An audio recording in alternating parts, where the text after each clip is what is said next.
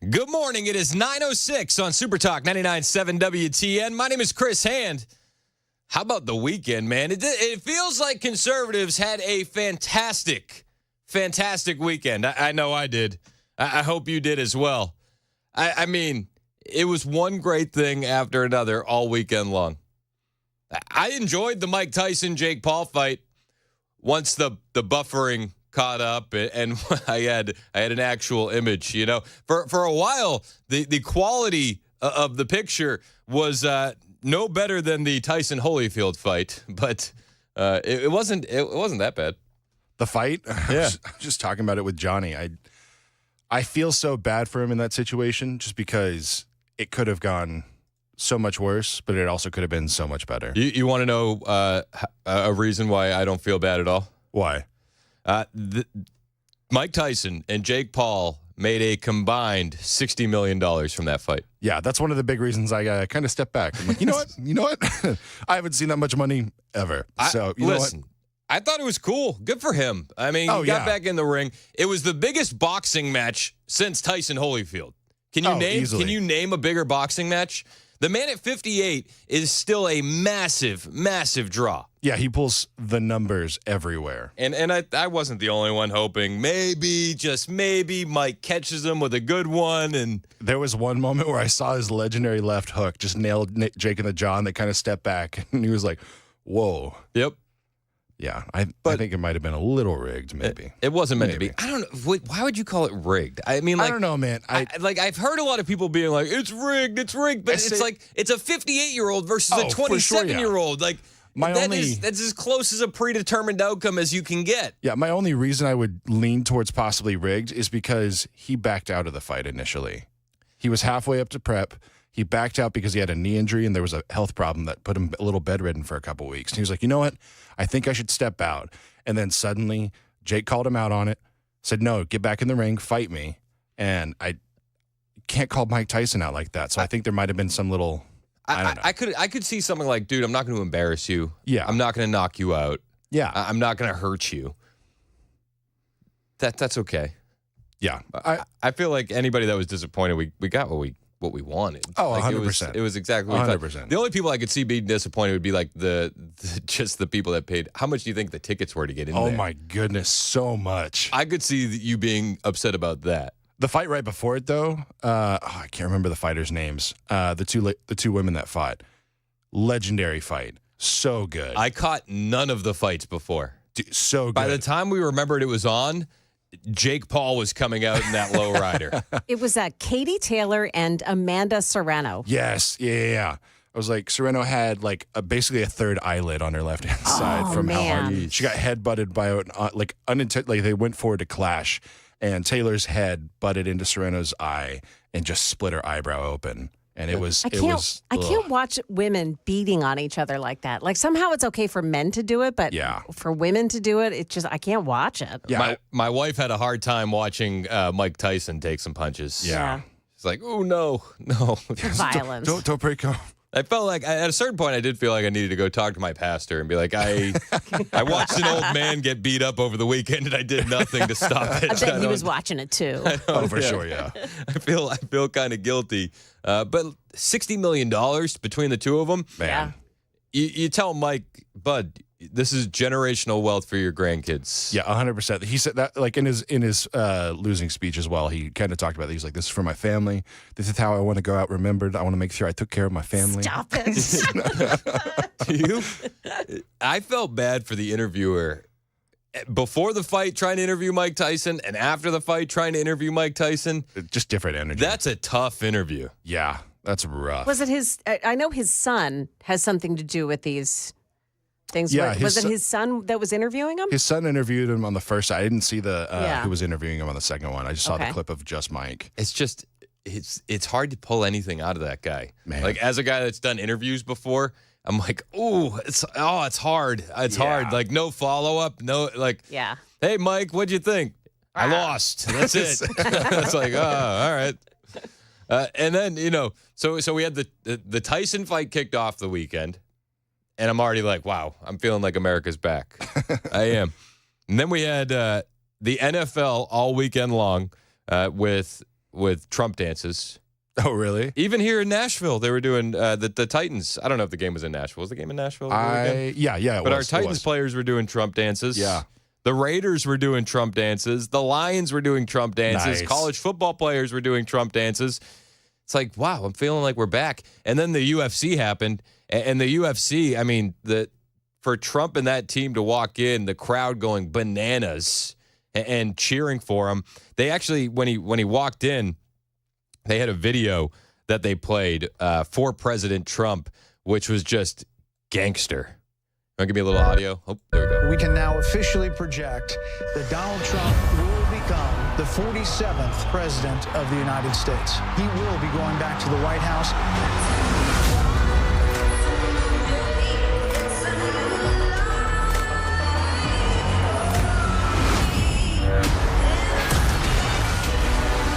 Fight for you, for your family, and your future with every breath in my body. We're never going to stop fighting for you, for your dreams, for the future of your children. We're going to lead the greatest comeback in American history under Donald Trump's leadership.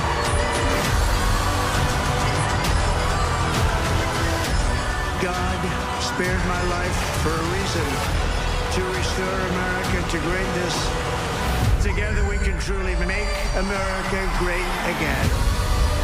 That says 45, 47. The crowd goes bananas. I mean, it was very, very cool. Like, I don't think they had to do that for Trump, but they did. They did. And the UFC fighters all night, a lot is going to be made about John Jones and giving the belt to Trump. But I don't know if you caught Jim Miller beforehand calling for justice for Peanut. Amazing. New York, I got one thing to say first. We need justice for Peanut, right? And it's not just a squirrel. It's all the kids that went hungry that night and all the other things that the money and resources could have been put to. Hopefully that Doge cleans things up down at the state level. He's right. He's right. Like the Peanut meme was just that. It was a meme, but it represented so much. You're wasting resources on this.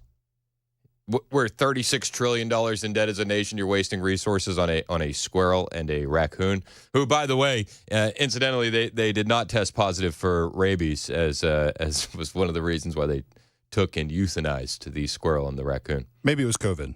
Maybe. It could have been COVID. But I loved it. John Jones, after the fight, shouting out Donald Trump and handing him the championship belt. It was a cool moment. I'm sure. I also want to say a big thank you to President Donald Trump for being here tonight. Can I get a oh, yeah? Hey, what do you guys think about my version of the Donald Trump? Check it out. He does the Trump dance in the ring. USA, let's go.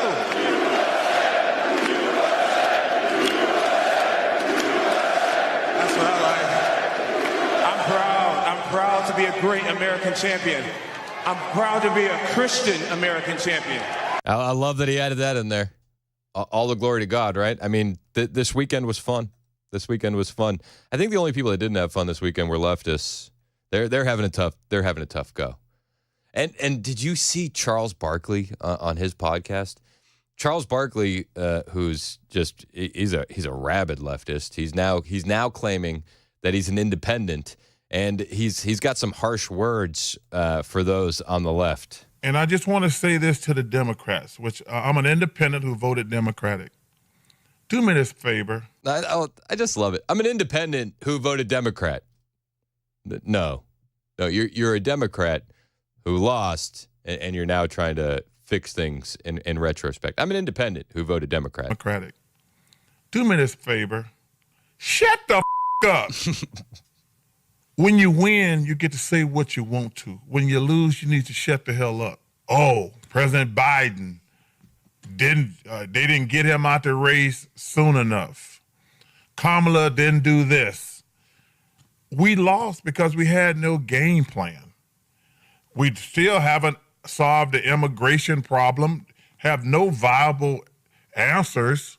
Yep. Never addressed inflation, bringing all these stupid stars out to rally the vote. What was that? Hey, I love Beyonce. What bringing her out? That ain't gonna make me vote a certain way. Cardi B, I like Cardi B. That ain't gonna make me vote a certain type of way. You guys lost because y'all stupid. Yeah. I mean, I think he nailed it. But I love it. He goes, I'm an independent who voted Democrat. It's like, I don't know, man. It seemed like a lot of independents were coming to our side this last time around. So he's trying to rewrite history a bit. The Dems have a lot of infighting going on at the White House after the loss. Post Millennial has this story. The infighting continues after Kamala's overwhelming loss. And the quote is, "It's a bloodbath. It's a bloodbath." Oh, I didn't think you were allowed to say that anymore. I didn't think so. Some insiders have described Biden as an 81-year-old albatross hanging around Harris's neck. Oh, jeez. Democrats in the White House are experiencing significant internal strife after Kamala Harris's defeat to Donald Trump in the election, with blame being cast on different individuals within the party. Following Harris's loss, the vice president's aides are directing criticism towards Joe Biden, pointing to his handling of key issues such as inflation and immigration. Who the borders are? Oh. As well as concerns about his cognitive abilities, verbal gaffes, and his refusal to exit the race earlier. Some insiders have described Biden as an 81-year-old albatross hanging around Harris's neck. According to a report by the Daily Mail, the outlet quoted one observer saying the blame game within the Democratic Party is a bloodbath. We got Nancy Pelosi echoing those statements by Harris aides in a recent interview with the New York Times. She was quoted as saying, "Had the president gotten out sooner, there may have been other candidates in the race. There would be an open primary." However, the Biden team is pushing back against that, saying, not exactly the case. Per the Daily Mail, one White House insider argued that Trump's overwhelming victory made it clear that Harris was unable to win, regardless of how long she was the nominee for president. Biden loyalists also highlighted that he remains the only Democrat to have successfully defeated Trump. This is one thing that Biden loyalists will always be able to say, and they'll say it. Even though we have objections to how he won, we can point at the graph and say, where'd those 10 to 15 million votes go from the last election? We can point at a lot of things. Say, I do think that the fact that we lost in 2020 built us up to this moment right here. And had Trump had that second term starting in 2020, it would have been a lot different than what this second term is about to be. And there's apparent tension between the Bidens and Harris, and they say it was underscored by the absence of both Jill and Biden from Harris's election watch party. Yeah. I mean, these are all things that we knew. These are all things we knew. Celebrities are blaming Twitter and misinformation, though. That's a hot take, right? Yeah, and they're leaving Twitter en masse. You know, we've seen Joy Reid and Don Lemon, and it's such a hateful place, this Twitter. How could we stay? They have a new platform that they're going to, but surprisingly enough, a lot of the left are already being banned from that new platform. I'll tell you what it is in case you want to make an account for trolling and why they're being banned when we get back. It's 9:20 on Super Talk 99.7 WTN.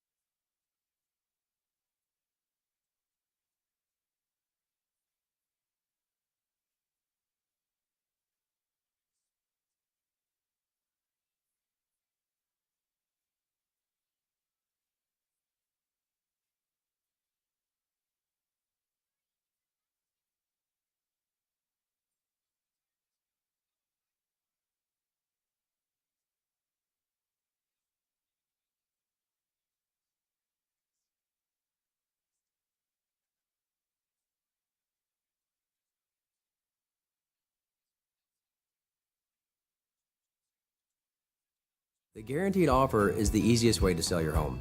It's really simple. We bring you an all-cash offer. You close in as little as 21 days. No home inspections, no lockboxes, no open houses. Go to markspain.com to get a guaranteed offer and start packing.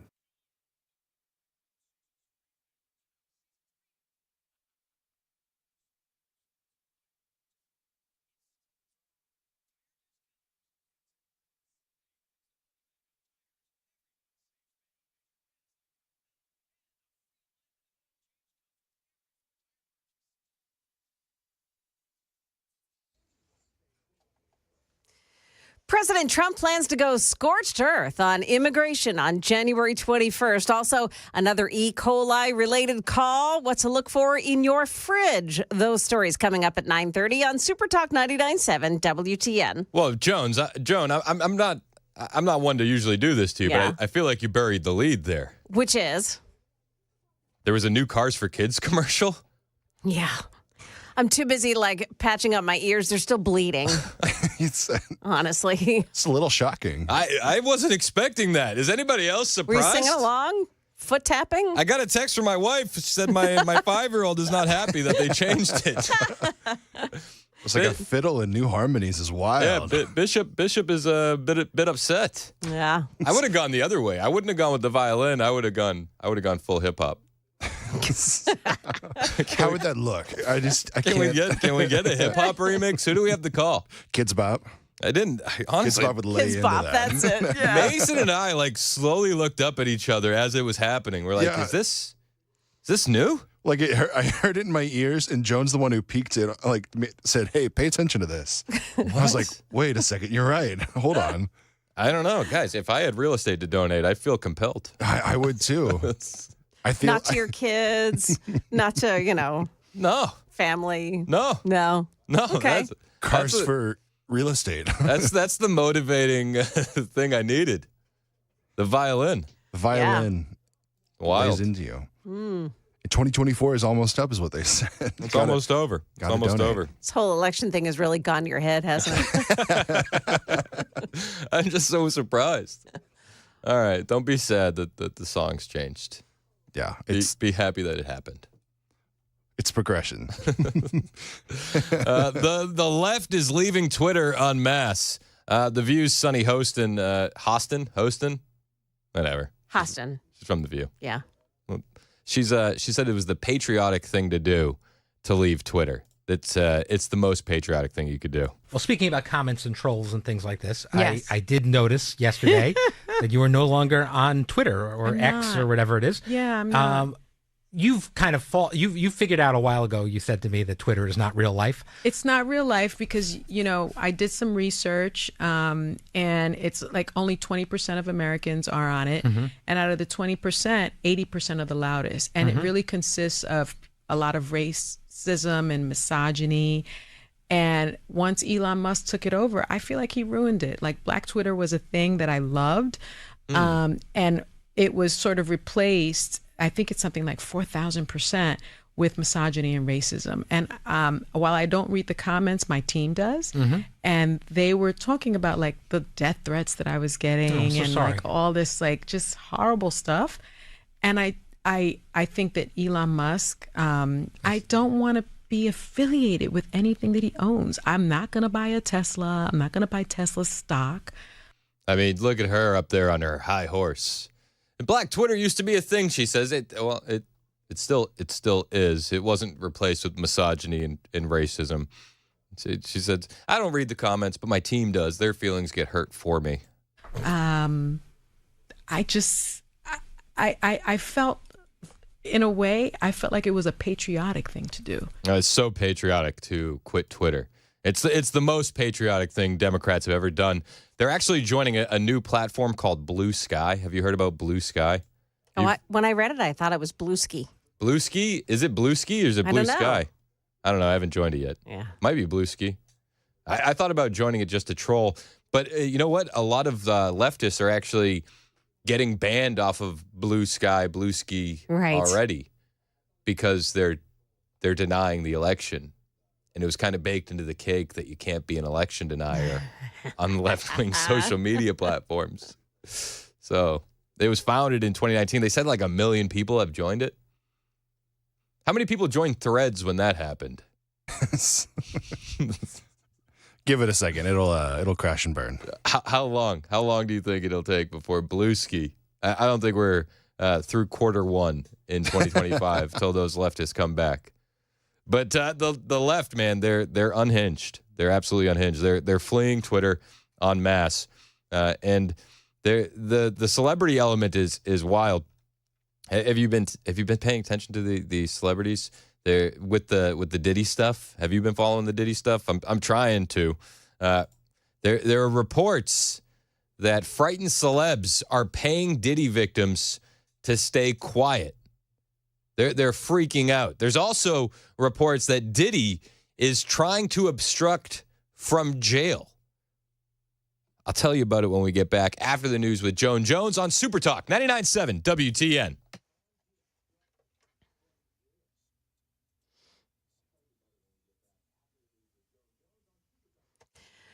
It's now 9:30, and I'm Joan Jones with your top stories. Well, for the first time, President-elect Donald Trump is confirming he is planning to declare a national emergency that would mobilize military assets to go crack down on illegal immigration and to secure the border. This came this morning in a post on his Truth social media platform. Yet another recall over E. coli concerns, this time over bagged organic carrots that were sold in 19 states. The carrots were sold in grocery stores, including Whole Foods, Trader Joe's, and Wegmans. The Centers for Disease Control and Prevention has traced 39 E. coli cases across 18 states to the carrots distributed by Grimway Farms. One person has died and 15 have been hospitalized. That's ABC's Jim Ryan reporting. A Florida man is facing charges after the stabbing of a woman on Friday at a South Nashville bus stop. Police say Rory Gardner had been sitting next to the woman at the bus stop when he attacked her with the knife. Channel 4 reports her screams drew the attention of people at a nearby gas station, and they tackled the man and held him until police arrived. Mayor Freddie O'Connell has promised increased patrols in that area, but that's not helping riders feel safe at other bus stop locations. I've been scared for a while. I'm out here by myself. Things happen not at that bus station downtown. Things happen out here. Want to skip the cost of buying a fresh cut Christmas tree? Well, you can. You can down your own Christmas tree at the beautiful Land Between the Lakes National Recreational Area along Kentucky-Tennessee state line. There'll be cedar trees. You can get them from November 29th through the 24th of December. There are some rules about this, too. You can find out what they are and how to make a reservation to get yours at the Land Between the Lakes website. That's the latest news. Weather is next. I'm Joan Jones, WTN News.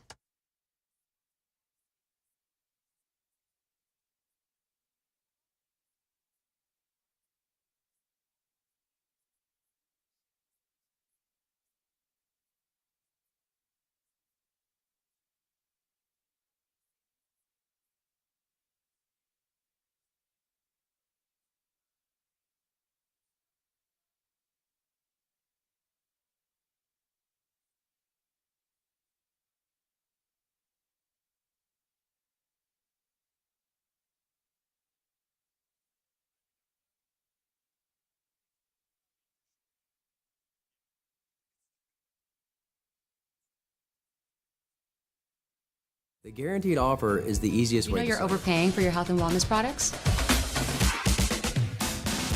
With over 20 company-owned brands offering its members vitamins, supplements, wellness, and skincare products, you're able to save up to 70% off retail. Members Nutrition can't change your life, but we can change the way you live.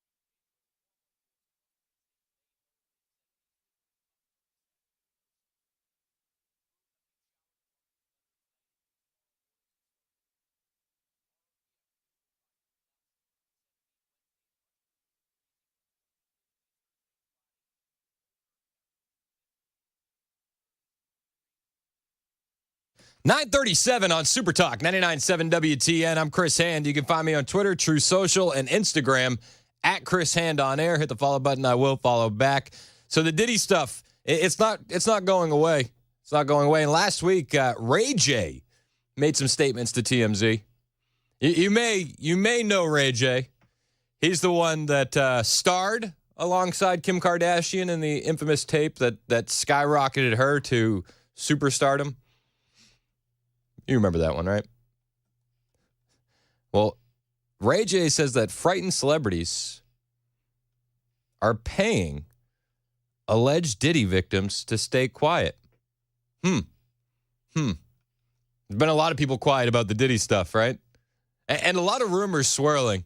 When we saw the celebrities coming out for Kamala Harris, one of the biggest narratives online was, well, I wonder if they have tapes on them.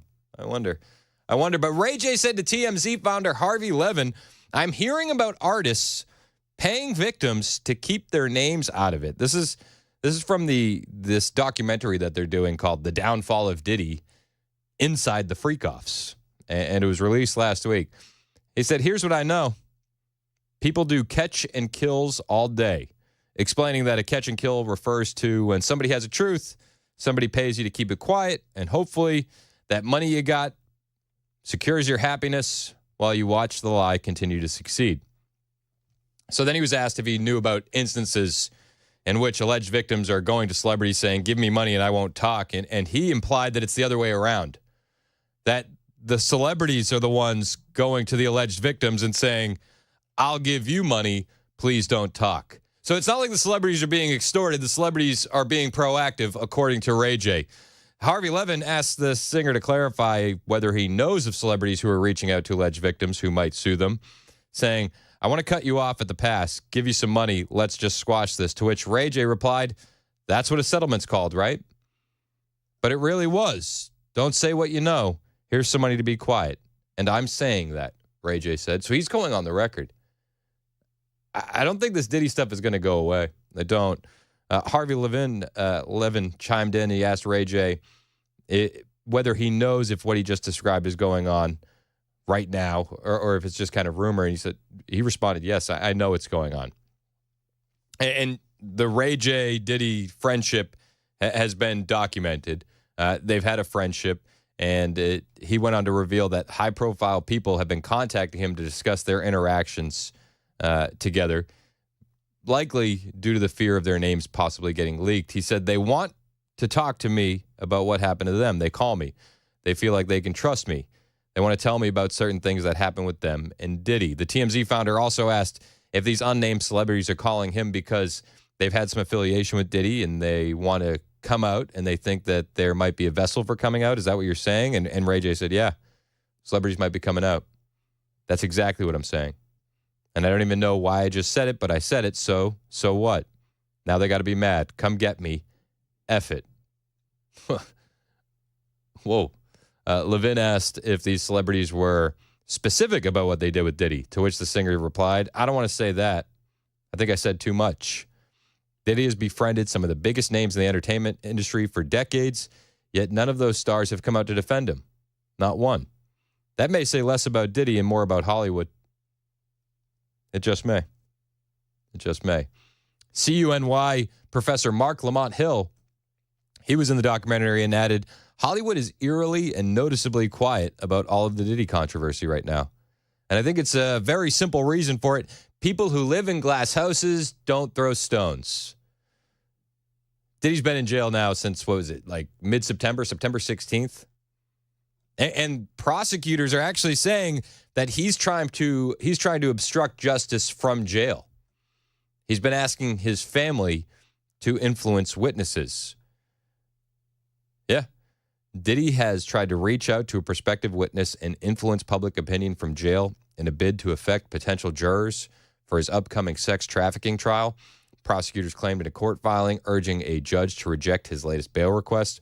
The government accusations were made in a Manhattan federal court filing on Friday, and it opposes that the music mogul's the music mogul's latest $50 million bail proposal. A bail hearing is scheduled for this week. Prosecutors who wrote that a review of recorded phone calls made by Combs show he's asked family members to reach out to potential victims and witnesses and has urged them to create narratives to influence the jury pool.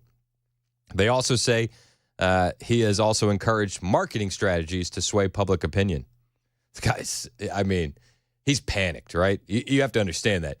He is panicked, absolutely panicked. A prosecutor wrote in a submission saying the defendant has shown repeatedly, even while in custody, that he will flagrantly and repeatedly flout rules in order to improperly impact the outcome of his case.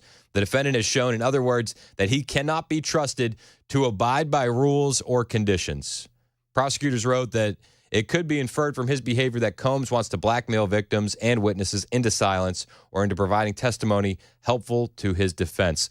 Lawyers for Combs obviously did not respond to requests for comments.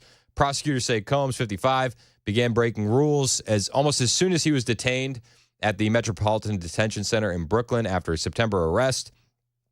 They say he has not pleaded guilty to charges that he coerced and abused women for years with the aid of a network of associates and employees while silencing victims through blackmail and violence, including kidnapping, arson, and physical beatings. 2 judges have concluded that he is a danger to the community and a risk to flee. No kidding. His lawyers recently made a 3rd request for bail after the rejection of the 2 previous attempts, including a $50 million bail proposal. So he doesn't seem like he's getting out anytime soon. He is trying to affect the outcome of his court case. I think he did it. I do. I don't know how you get around that. What will come of it, I'm not sure. I mean, did anything ever come of the Epstein stuff? Like, I think there are a lot of people out there that do this kind of stuff, you know, more than a handful. And let's be honest, the FBI has all the evidence, right? They have the tapes and the audio recordings from raiding his home. They know all the names. They know all the players, just like they know all the names and all the players for the Epstein flight logs, the Epstein client list. Have we gotten anything from that? This is why you look at the Department of Justice and the FBI and even networks like the CIA and you go, can we get some actual justice? Can we get some people in there that are actually going to do the job? Can we? Senator Marsha Blackburn, she went back on the offensive on Friday on Twitter and said, retweet this if you want President Trump to make the Epstein flight logs public. Yeah, but we've been waiting. We've been waiting. She said, last November, I submitted a request to subpoena Jeffrey Epstein's flight logs to the Senate Judiciary Committee. It's been over a year. Crickets. Yeah. Because probably who it implicates.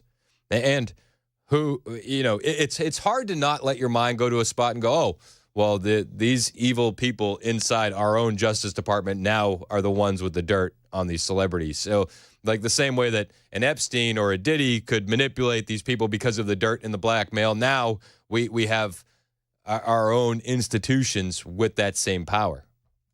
It's hard not to go there, right? It's hard for me not to go there. But there's got to be more of these people out there. There has to. There has to. What happens? I'm not sure. Is Diddy just a sacrificial lamb? Is he a small fish in a much larger scheme with some name recognition and one that they can throw under the bus? Maybe. But I wish we could actually see some accountability. I wish we could.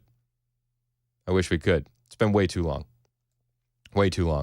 And, you know, we'll go on record and say Diddy didn't kill himself. You know, he's not. I'm like waiting for the day where we get that news drop where it's like, oh, he hung himself while he was on suicide watch and the cameras malfunctioned. It's such a coincidence. I'm waiting for that news drop because, you know, otherwise, is he going to start ratting people out? There's got to be a certain point where Diddy is going to realize I'm not getting out unless I do something, and maybe he tries to cut a deal. You know, I don't know, man.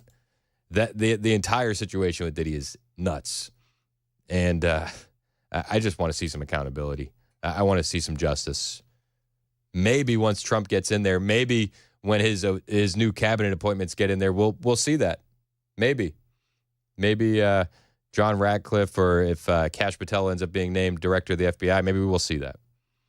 Until then, you know, the people in control of this stuff are just going to continue to sweep it under the rug, as they've been doing for years. For years. Blackmail schemes are this is nothing new, right? They've been, it's a tale as old as time. J. Edgar Hoover built the FBI on blackmail schemes. Like this is nothing new. This shouldn't shock you. But I want some justice. I'm sure you do too. I think we all want that. Meanwhile, all weekend long, one of the biggest stories, Biden is going to let Ukraine use long-range missiles on Russia. It's like, oh, nice. So, we got a couple months left, and you're going to ramp up World War III. That's cool. Anthony Blinken is on record saying, from now until January 20th, we're going to give every dollar at our disposal to the people of Ukraine. And if that's not bad enough, now Biden and his administration have approved the use of long-range U.S. weapons by Ukraine to target locations inside Russia. This is according to a report by the Washington Post. Biden previously assured Americans that this would not be permitted. He said, no, we weren't going to do that. And it makes me wonder, does Biden know that this is going on? Because all weekend long, it seems like he's been doing legacy stuff. He was walking around in the Amazon rainforest telling tales of Chico Mendes and swearing that he's going to fight climate change. And if you don't know who Chico Mendes is, don't feel bad. I didn't know either. Thanks for all being here. Back in the late 80s, Chico Mendes, a Brazilian rubber tapper, who turned environmental activist, said the following, and I quote, "At first I thought I was fighting to save rubber trees. Then I thought I was fighting to save the Amazon rainforest. Now I realize I was fighting for humanity." Yes, Joe's out there doing legacy stuff. I don't know if Joe understands what's going on with Ukraine. Maybe nobody told him, but he's issued a proclamation to support conservation of nature around the world because the fight to protect our planet is literally a fight for humanity for generations to come. It may be the only existential threat to all of our nations, which you put that in contrast with the fact that they're letting Ukraine use long-range U.S. missiles to go inside Russia now. And you talk about existential threats to all of our nations, nuclear war. Wouldn't that be considered an existential threat? I would think so, which makes me wonder if Biden has any idea about this at all. Biden's out there in the Amazon rainforest worried about climate change, and he's talking about Trump coming in, saying I left him a strong foundation to fight climate change. Back home, I signed the most significant climate change law in history, a law that positions us to cut carbon emissions in half by 2030. This generated $450 billion in new clean energy investments. For who? And that's created hundreds of thousands of good-paying jobs and a manufacturing boom as well. Where are those jobs and where is the manufacturing boom? Folks, we don't have to choose between the environment and the economy. We can do both. We've proven it back home. It's no secret that I'm leaving office in January. Thank God. I will leave my successor and my country in a strong foundation to build on if they choose to do so. Yeah, if they choose to do so. Will there be a foundation left if we get into a nuclear exchange with Russia before January 20th? You know, the danger that's there can't be understated. Although I'm not sure Joe has any idea what's going on. It's 9:51 on Super Talk 99.7 WTN. My name is Chris Hand. I'm here for my friends at Paul Winkler Inc. If you're trying to figure out what to do when it comes to your investments and retirement planning, you're not alone. A lot of people worry about this, and everybody seems to be saying different things. I get my advice from Paul and his team at Paul Winkler Inc. I do get paid to do the endorsements, but I don't get paid to be a client. I would listen to Paul's show to try and learn from him before I got my own show here, the Investor Coaching Show. And when I got to meet Paul, it was like I'm meeting the same guy that I hear on the radio. Smart dude. He can break things down for me in a way that I can understand. And he told me that if you're trying to get advice on a car from somebody that works for a car company, it makes sense that they would tell you their car is the best. Of course, they want to make a sale. And the same is true in the investing world. Most people are getting their advice on investing from banks, insurance agents, and people who sell investment products. So what do you think they're going to tell you?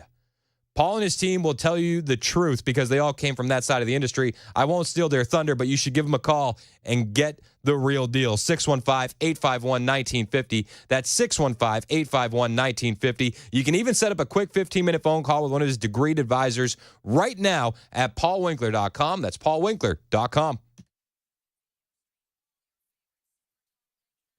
Hey, what's up, guys? It's Matt Murphy in the middle of downtown Franklin, Tennessee. We've talked so much about Savory Spice. I thought, why not show you the place? So let's go on in and see what's popping at Savory Spice. As I've always said, you will smell the spices even before you walk in. I can smell them right here in the doorway. Come on in and let's introduce you to the one and only Holly, who is the owner and proprietor of Savory Spice. Say hey, Holly. Hello, everyone. Now, enough about Holly. Let's talk about spicy and easy products like the incredible taco soup, which, as I said, you put this in a crock pot, you put all the ingredients that it tells you to buy right there, you put the spices in, and it's so easy. So if you don't know what you're doing around the kitchen, it's a perfect way to find your way around the kitchen, as is the Mediterranean dill risotto. Now, for the holidays, pumpkin pie spice. What doesn't it have, Holly? Pumpkin. Doesn't have any pumpkin in it. That's a fun fact for all of you kids out there. Now, if you stop by Savory Spice, either in the Franklin location or at L&L Market, you can get yourself a sample of the dill dip, which is my absolute favorite. Just tell them Matt Murphy sent you to Savory Spice with purchase now. So come by Franklin or L&L Market in Nashville and come see Holly and the entire crew at Savory Spice.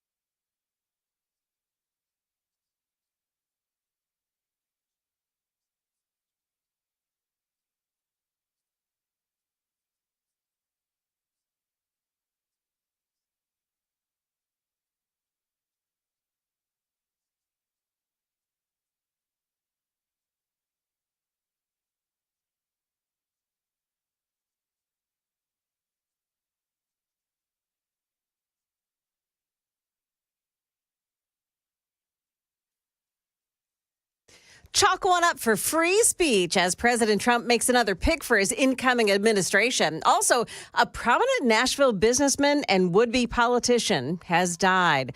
Those stories coming up at 10 o'clock on Super Talk 99.7 WTN. Thank you, Joan Jones. 9:59 on Super Talk 99.7 WTN. It was a fun weekend for conservatives, but the left has been melting down. There's a lot of articles out there on how MSNBC has been losing just a massive amount of their audience. Their primetime shows are getting less than 75,000 people watching in the key demo. Their weekend shows don't even get 30K. And now there's reports that MSNBC and Morning Joe, they had a big sit down with Donald Trump. Yeah, they went and they met with him. I'll bring you some of the updates on that. Plus the salt, the absolute salt from the left. They're so upset that they're forming shadow cabinets and a shadow government, and they're unhinged. They're unhinged. We'll talk about it next. It's Super Talk 99.7 WTN.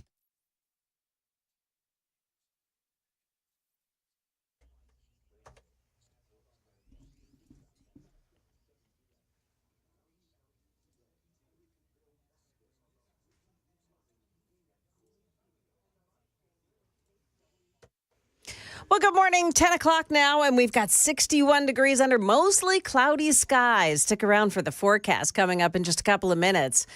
Another big pick for the Trump transition team over the weekend, the president-elect naming Brendan Carr as the next chairman of the Federal Communications Commission, a pick seen as good news for free speech. Carr, the senior Republican among the FCC's 5 current commissioners and a vocal supporter of Elon Musk, accuses big tech companies of censoring some viewpoints. Carr recently posted a letter he sent to Apple's Tim Cook, Meta's Mark Zuckerberg, and the heads of Microsoft and Google's parent company, warning them Americans have lived through an unprecedented surge in censorship. Your companies played significant roles in this improper conduct.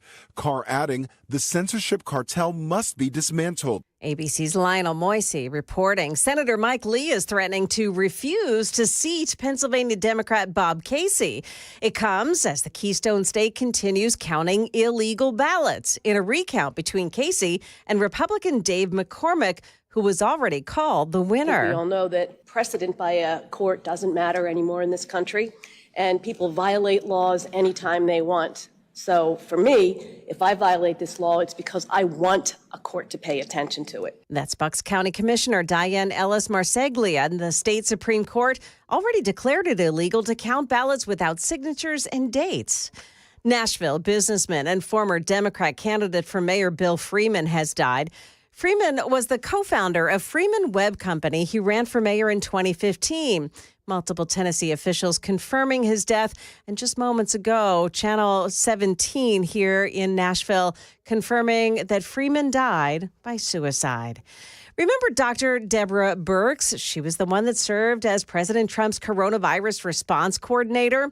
Well, she was asked by Face the Nation over the weekend about RFK Jr. being chosen to lead Health and Human Services.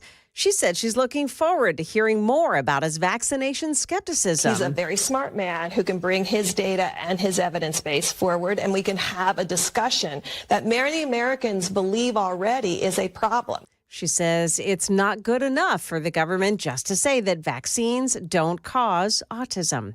That's the latest news. Weather is still to come. I'm Joan Jones, WTN News.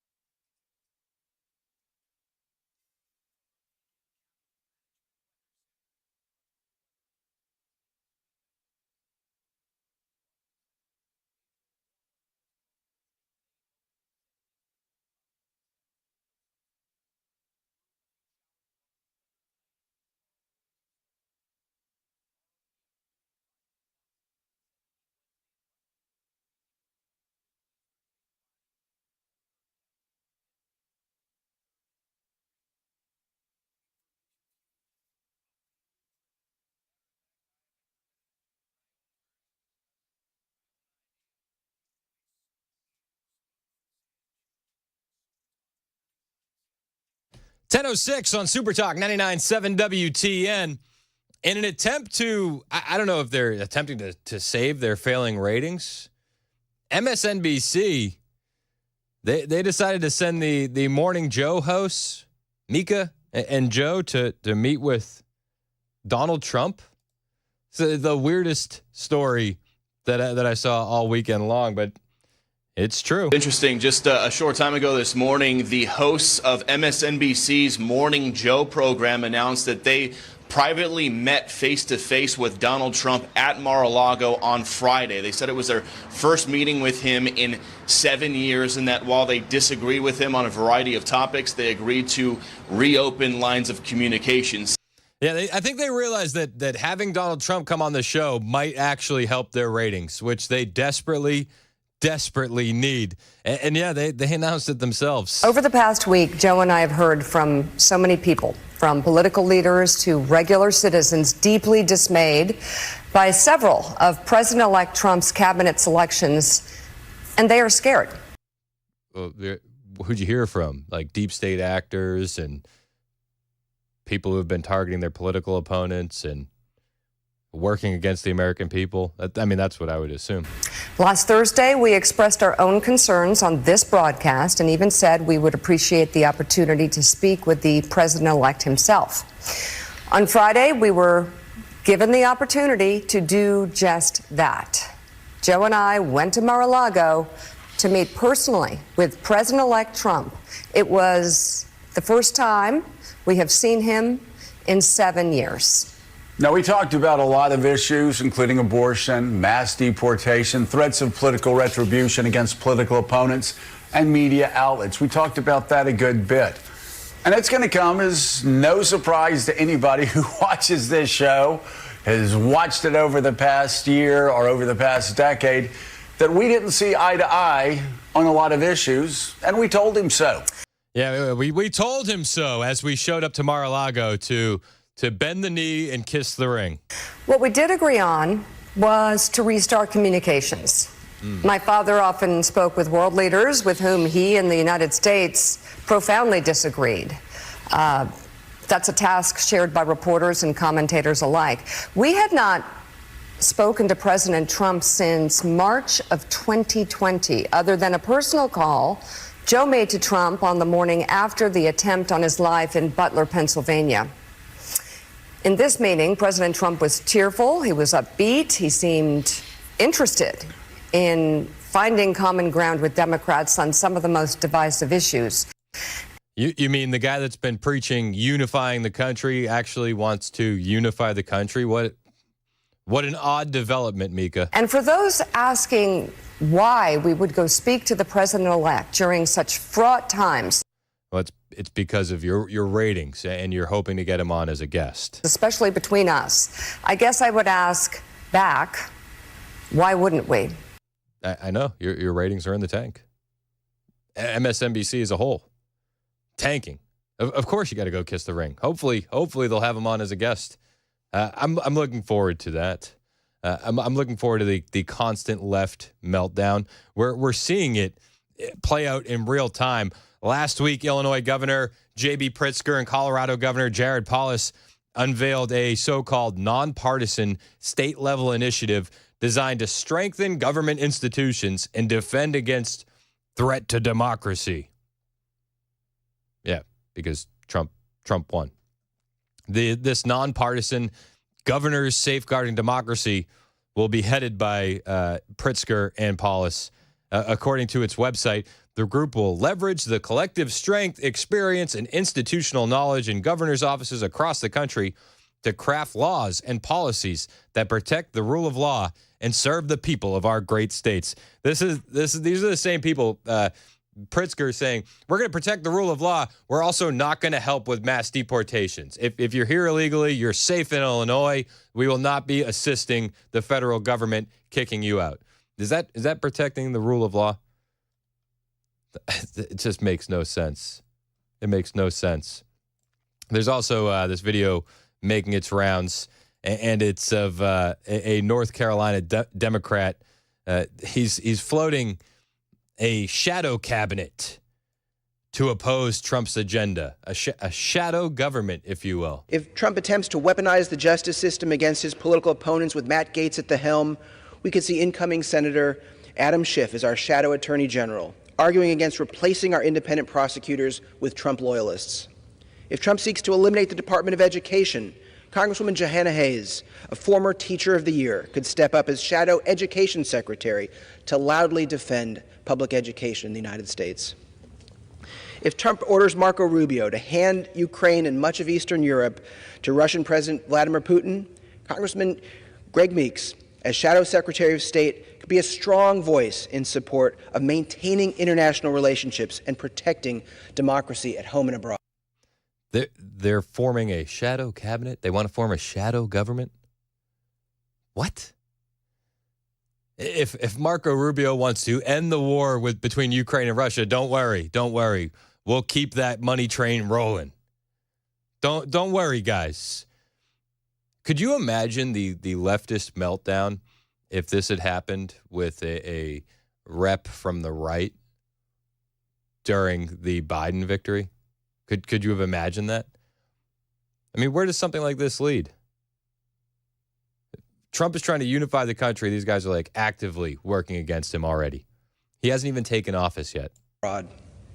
Senator Michael Bennet as Shadow Treasury Secretary and Congresswoman Susan DelBene as Shadow Commerce Secretary could help ensure the middle class and small businesses have a voice in government and call out Trump's proposed tax cuts for billionaires and corporations. Yeah, well, small businesses haven't had much of a voice these last 4 years. They've been going out of business because of the inflation caused by the Biden administration. Because of the vaccine mandates, a lot of people are out of work because of the Biden administration. The Democrats just don't learn. They don't learn. Good luck with your shadow government. Good luck. I mean, it really blows my mind that this is what they're openly discussing. Wild. This North Carolina lawmaker thinks the minority party should just go toe-to-toe with Trump. It was Rep. Wiley Nichols, a Democrat out of North Carolina. And he's proposing creating a shadow cabinet to organize the opposition and challenge each decision by the government. This is while Democrat governors are working together to protect democracy from Donald Trump. I don't think it'll work. Especially when it comes to the border. People have had enough. I mean, even ABC is saying the quiet part out loud now when it comes to mass deportations. They admit it's because of the Biden administration's record-breaking border crossings. But the mayor fully realizes that because of the Biden administration's record-breaking border crossings, the majority of Americans now support mass deportation. I didn't know the majority of Americans were so evil and racist, ABC. I mean, that's what they want to do, right? That's what they want to say. We're the worst types of people. Tom Homan is going to be our border czar, and he was talking about the Democrats, and he said, I hope that every Democrat, governor, mayor, lawmaker, rep, senator, listens to that 911 call from Laken Riley. That trial is currently ongoing. And if you haven't heard the 911 call, there's just silence and a lot of thuds. And, you can draw your own conclusions from that. It's heartbreaking. It's heartbreaking to listen to. But Tom Homan says, I hope everybody listens to that. So look, this administration has blood in their hands. I hope that every mayor and governor who supports sanctuary cities listens to that tape. Listen to the way that young lady died. I just want to be this young lady got killed. No, listen to her fight for her life for 17 minutes, fighting for breath, fighting to survive. This happens. She just one of many. Griff, there's many stories under this administration that's happened, and there's many more we don't know about because sometimes sanctuary cities don't capture their foreign national citizenship, so it's not an end report, and they never contact ICE. So this is one of many, and it's disgusting, and President Trump is going to put a stop to this. Yeah, and the Democrat lawmakers and governors are going to work to fight against Trump putting a stop to that. Insane. Absolutely insane. This administration does have blood on their hands, and you can point any which way and find it. You can. I mean, human traffickers understand what time it is. There's a story from the Post Millennial, and they say human traffickers are telling would-be border crossers it's now or never if they want to get into the U.S. Now or never. The report comes from the Wall Street Journal. Human traffickers, many of whom work for criminal cartels and prey on migrants, reportedly stated in direct messages that once Trump returned to the White House, the U.S.-Mexico border would be shut down immediately. The smugglers instructed migrants to hurry up in case of a possible change in immigration laws and sarcastically wished them luck at crossing the border without being apprehended, per the report. And Trump is like, yeah, on my first day, we're going to declare a national emergency and shut that thing down. They're going to gain funding because of that emergency. They're going to resume construction on the border wall. President-elect Trump plans to reinstate the Remain in Mexico policy that Biden shut down. In addition, Trump intends to bring back the Title 42 policy of the COVID-19 era, which gave U.S. border officials the authority to swiftly send migrants back to Mexico without giving them an opportunity to apply for asylum. And human smugglers are encouraging migrants to rush the border. Rush the border. Now or never. The window is closing. The window's closing. Yep. I mean, Speaker Mike Johnson was talking about this with Jake Tapper over the weekend. How we need to send a message that the border is being closed. Now, I take your point when it comes to securing the border and getting rid of, criminals that are undocumented immigrants, but the promise wasn't just to get rid of criminals, it was to get rid of all of the undocumented immigrants. And one of the reasons why their presence in cities is controversial and why Democrats lost ground in the election in places like New York is because of the degree to which these migrants were sapping resources. I can't think of a better term for it, but I think you actually laid it out perfectly. Yeah. American citizens are tired of their tax dollars going to people that aren't from here and should not be here. It's a shocking revelation. I can't believe Jake Tapper came to that conclusion on his own. For lack of a better word, sapping resources. They were caring for them was costing a lot of money. Yeah. And money that cities didn't have. So the promise is really to get rid of all of them. I'm not saying my position on it one way or the other, but it's more than just the criminals we're talking. Well, if you cross the border illegally, aren't you committing a crime? Yeah. Yep. Well, look, I'm not sure what the specific promise is. I know the president said that he wanted to engage in the largest mass deportation effort probably in history because that is what is called for. I mean, you admitted yourself it may be as many as 20 million undocumented persons, illegal aliens in the country. So this is a concern of communities all across America, not just the big cities, but rural areas as well, because they've been sent all over the nation. We need to send a message to people around the world that the open door is now being closed and that we are going to restore law and order. And I think that's what the American people are very hopeful and expecting that we will deliver upon. And it seems like the message has already been delivered and received with human smugglers saying we got to rush the border. It's now or never. And yeah, every community is dealing with this. I mean, we saw the TBI report, what was the last week? Chattanooga, Memphis, Knoxville, Nashville, Tren de Aragua. Don't worry, it's just a handful of cities in Tennessee where we have illegal alien criminal activity. No, don't worry. Don't worry. It's just a handful of cities. Unbelievable. And Democrats are lining up to oppose this. Don't worry, though. Help is on the way. ICE agents with desk jobs are being reassigned to the field. The Trump administration preps for deportations on day one. And the New York Times admitting what we already knew about illegal migration. Yep, New York Times. Actually spreading some truth. I'll tell you about it when we get back. It's 10:21 on Super Talk 99.7 WTN.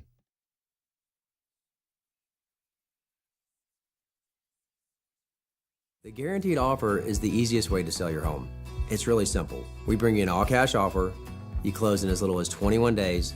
No home inspections, no lockboxes, no open houses. Go to markspain.com to get a guaranteed offer and start packing.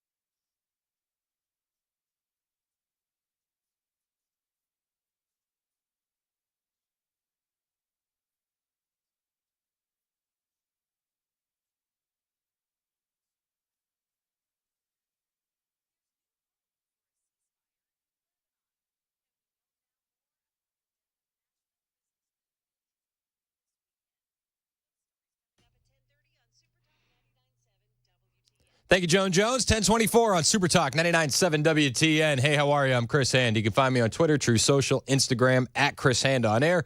Hit the follow button. I will follow back. The failing New York Times, admitting what we all knew about the illegal immigration crisis, the open border policies under Biden-Harris. It's got a big impact on the pocketbook of Americans. No kidding. Here they are. It does seem like a lot of these leftist outlets are trying to clean up comments they've made in the past before January 20th. Border concerns driven as much by real challenges as manufactured ones and wrapped up with voters' worries about the economy, housing prices, and crime, fueled rightward shifts across the country, pollsters and strategists said. They admitted this. They admitted this in an article on Friday. Jasmine Ulloa, who usually ignores Americans' views in her sympathetic coverage of migrants. This is from Breitbart. She usually ignores your concerns and worries more about the migrants. But that admission, it's a big one. It's a big one. On Sunday, the newspaper posted a long article on the predatory fly-by-night staffing agencies that allow respectable companies to pretend they're not using cheap migrant labor to avoid paying decent wages to Americans. They're admitting everything out in the open. I mean, we all know about how they do that, right? It's like, I don't hire any illegal migrants. I work with this staffing company. Well, the New York Times exposed that.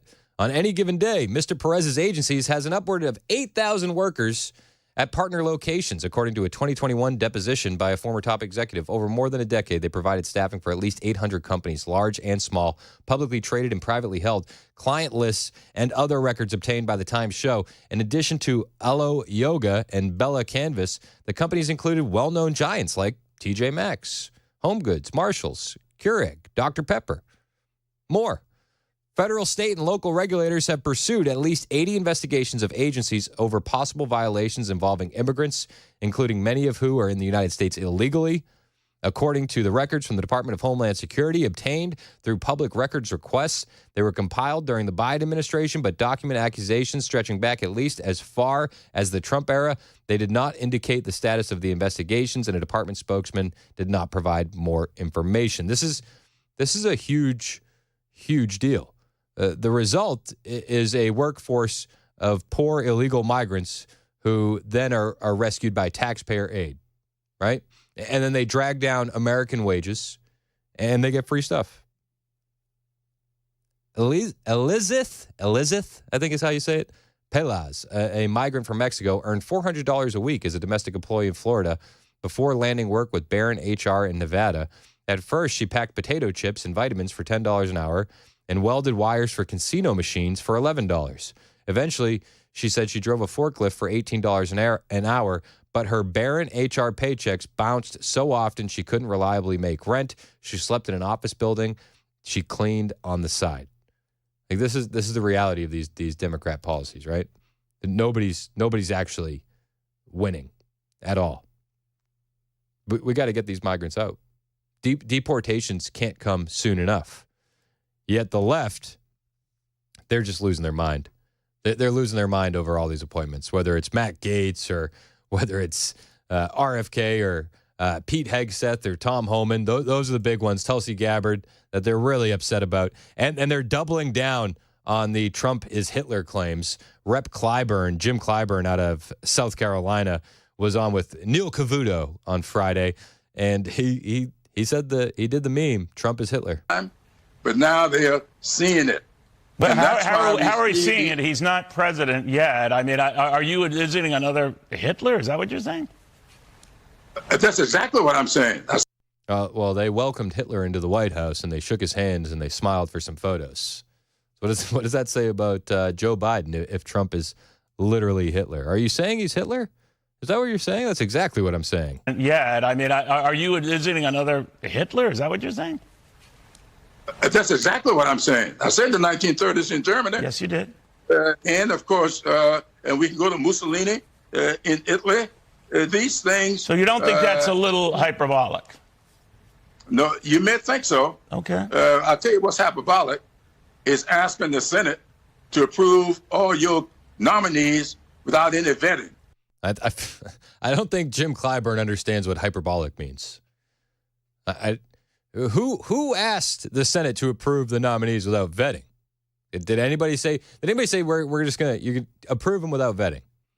No, nobody said that. Jim Clyburn doesn't understand hyperbolic. Mike Johnson is actually going to bat for Trump's nominees, and Senator John Fetterman has an interesting take about the meltdowns from the left. We'll bring him to you next. It's 10:30 on Super Talk 99.7 WTN.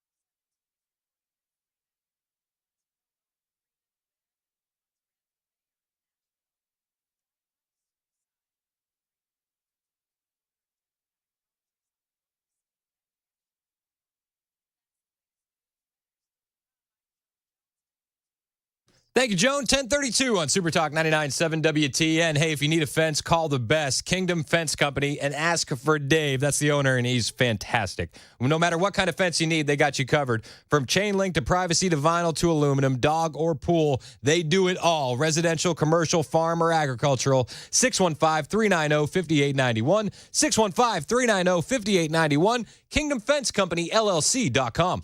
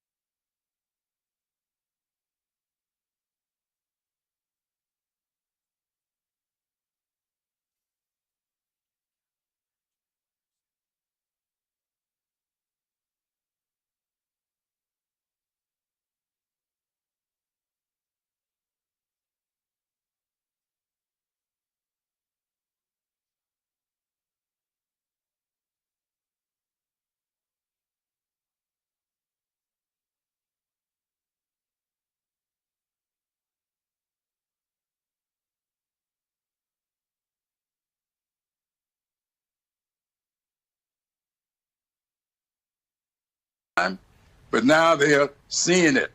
But And that's why we how are we see seeing it? He's not president yet. I mean, are you visiting another Hitler? Is that what you're saying? That's exactly what I'm saying. I said the 1930s in Germany. Yes, you did.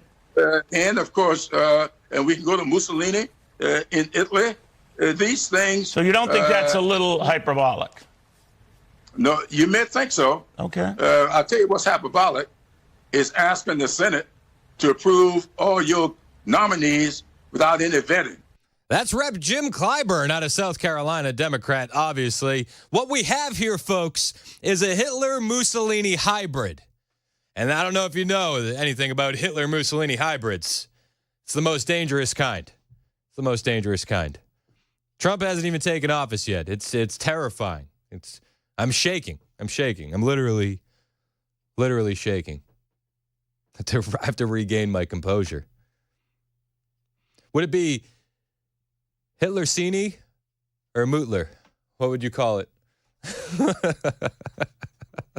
I'm impartial to Mootler. Mootler got me. I feel like Mootler is better. Donald Mootler Trump. But I feel like we could come up with some if we had some more time. Some better ones. It's Super Talk 99.7 WTN. He's literally Hitler, and we're shaking. He's going to get all of his nominees in without any vetting at all. You know, yeah, there's recess appointments, and maybe that's what he's getting at. But I mean, the recess appointments are going to be if these Republican senators can't vote to confirm Matt Gaetz, but they could vote for Merrick Garland, then we got some issues, right? We got some issues. Mike Johnson was asked about Trump's cabinet nominees, and he's got their back. Mike Johnson on with Jake Tapper over at CNN.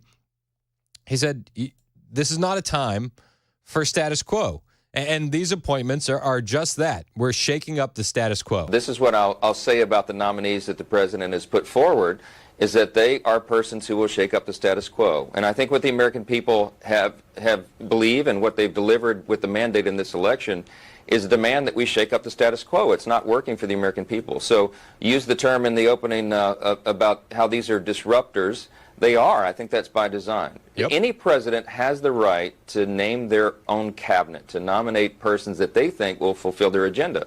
And the people that are on this list will do that. They will go into the agencies that they're being asked to lead, and they will reform them. These agencies need reform.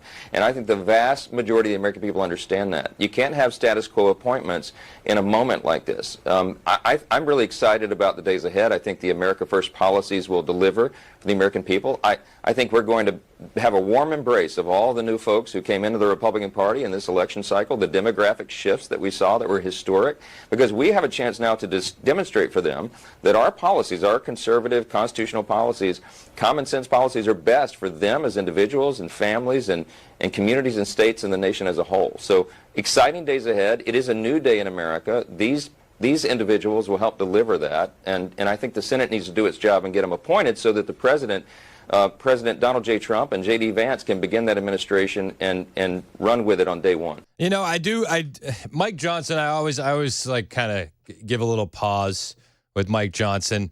I don't know if he's the right guy for the gig, but he seems like he's on the team.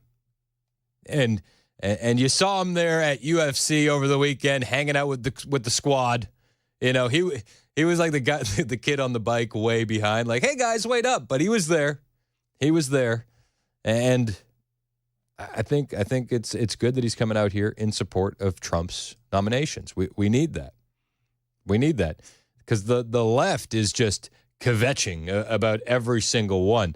John Fetterman, the senator out of Pennsylvania, he was funny, man. It's like the more he recovers from that stroke, the more based he gets. But he was talking about the Democrat reaction to every single Trump nomination and how the meltdowns are just a bit much. Senator, always good to see you. You have said that Democrats shouldn't be, quote, freaking out over every single thing Trump does. Are you freaking out at all about any of these cabinet picks, I wonder? Well, I mean, there's some that I would absolutely be excited to vote for, like my colleague from Florida or the representative from New York, of course. And then there's others that are just absolute trolls, just like Gates and those things. And that's why, Democrats, like Trump, that gets the kind of thing. I mean, he gets the kind of thing that he wanted, like the freak out and all of those things. And he hasn't even been, it's still not even Thanksgiving yet. And if we're having meltdowns, every tweet or every appointment or all those things, I mean, it's going to be 4 years. And it's not even Thanksgiving yet. And if we're melting down every tweet, every appointment, it's going to be 4 years. I don't know about you, but did you catch the ones he liked? He's talking about Elise Stefanik, ambassador of the UN. He's talking about Marco Rubio, which is the Secretary of State. And I don't know. Just interesting that he's okay with those. Interesting. I like that he's upset by Matt Gaetz. I think that's what the appointment's for, right? That's what we're here for. We don't want the establishment individuals to be like, oh, wow, great pick. No, we want them to feel a little discomfort and a little displeasure. This is how we're going to change Washington, D.C. Laura Trump was talking about how every single one of these picks have been absolutely strategic, and this was on Fox News over the weekend. So we were just talking about this. I think Joey made a great point. This cabinet represents an incredible amount of diversity compared to any other administration that we've really seen. When you think about the true nature of diversity, that is what people believe, the backgrounds they come from, intellectual, ideological diversity. What is the tie that binds how President Trump is making his decisions on how to fill his cabinet? I love how he says we're seeing actual diversity before we get to Laura Trump and her answer. It's diversity of thought, diversity of ideology, which 100% we're absolutely seeing that. And I think that's going to make it a very, very strong cabinet. Yeah, well, he wants effective people, of course, and that's the number one concern he has. He wants people who are going to go into these positions and not be spending half their time trying to stab him in the back, not spending half of their time leaking stories to the press, but spending 100% of their time working on behalf of the American people. We have 4 years ahead of us that Donald Trump has tapped as the golden age of America, and he is putting effective, hardworking people into these positions to do exactly that. And, you have to ask yourself, why is it, Will, that there would be so many people on the other side of the aisle out there concerned about a choice like RFK Jr., somebody who wants to make America healthy again? This is a guy who a year ago was running as a Democrat for president of the United States. Maybe it's because there are people who are concerned that things are going to impact their lives negatively from a monetary standpoint. Boom. That's it, especially with RFK. Especially with RFK. You talk about all the big donors and pharma and the food industry. Yep. That's impacting the decision about RFK and their reaction 100%. And they don't want someone investigating some of these things. What I can tell you is that Donald Trump went in the first term of his time in the White House, and he really didn't understand Washington, D.C. He'll be the first to tell you that. I had to use people who were given to me because I was not a politician before, is what he always says. He understands now who he needs to put in these positions strategically so that they're going to do the work that is going to bring us to that golden age. And I think he has a slate of people who are going to do exactly that. And I want to just make a comment very quickly on your own Pete Hegseth, who I think is going to do an incredible job. Not only is he wholly qualified for this position, but I think something that people don't talk about enough is how recruitment is down for the United States military. Look, we want a strong, robust military. We never want to have to use it. Peace through strength. That's Donald Trump's motto. I think Pete Hegseth could be the person who is a recruiting tool for our U.S. military, and I would love to see that. That is exactly the kind of person we need at the tip of the spear. Yeah, I mean, Pete Hegseth, she's right about that. If you've been worried about joining the military because of the constant wars and chaos under Joe Biden, or you didn't want your kids to join the military because of the woke DEI ideologies. Yeah, Pete Hegseth is going to change that. But the meltdown about RFK has just been fantastic. Over the weekend, CNN had on Dr. Leana Wen, and you may remember Leana Wen from COVID because she was one of those experts that we had to believe. We just had to trust Dr. Leana Wen. She's the same woman who said, there's nothing bad's going to happen from putting your kids in masks.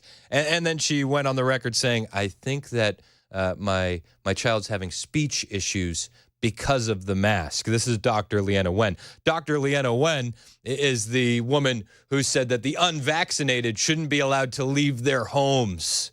That's Dr. Leana Wen. She is quite upset about RFK Jr. heading up Health and Human Services. Dr. Wen, you've been talking to your colleagues in the field. What are you hearing in general? Well, I'm hearing exactly the same thing that Dr. Jha, I'm sure, is hearing as well, what you're hearing from the medical field. There's a sense of disbelief, of shock. We think that it's a joke, except unfortunately, of course, it's not. It's exactly as Dr. Jha mentioned with the conspiracy theories. I mean, we're talking about someone who is one of the most prominent anti-vaccine activists over the last 20 years, who is globally renowned for being an anti-vaccine conspiracy theorist.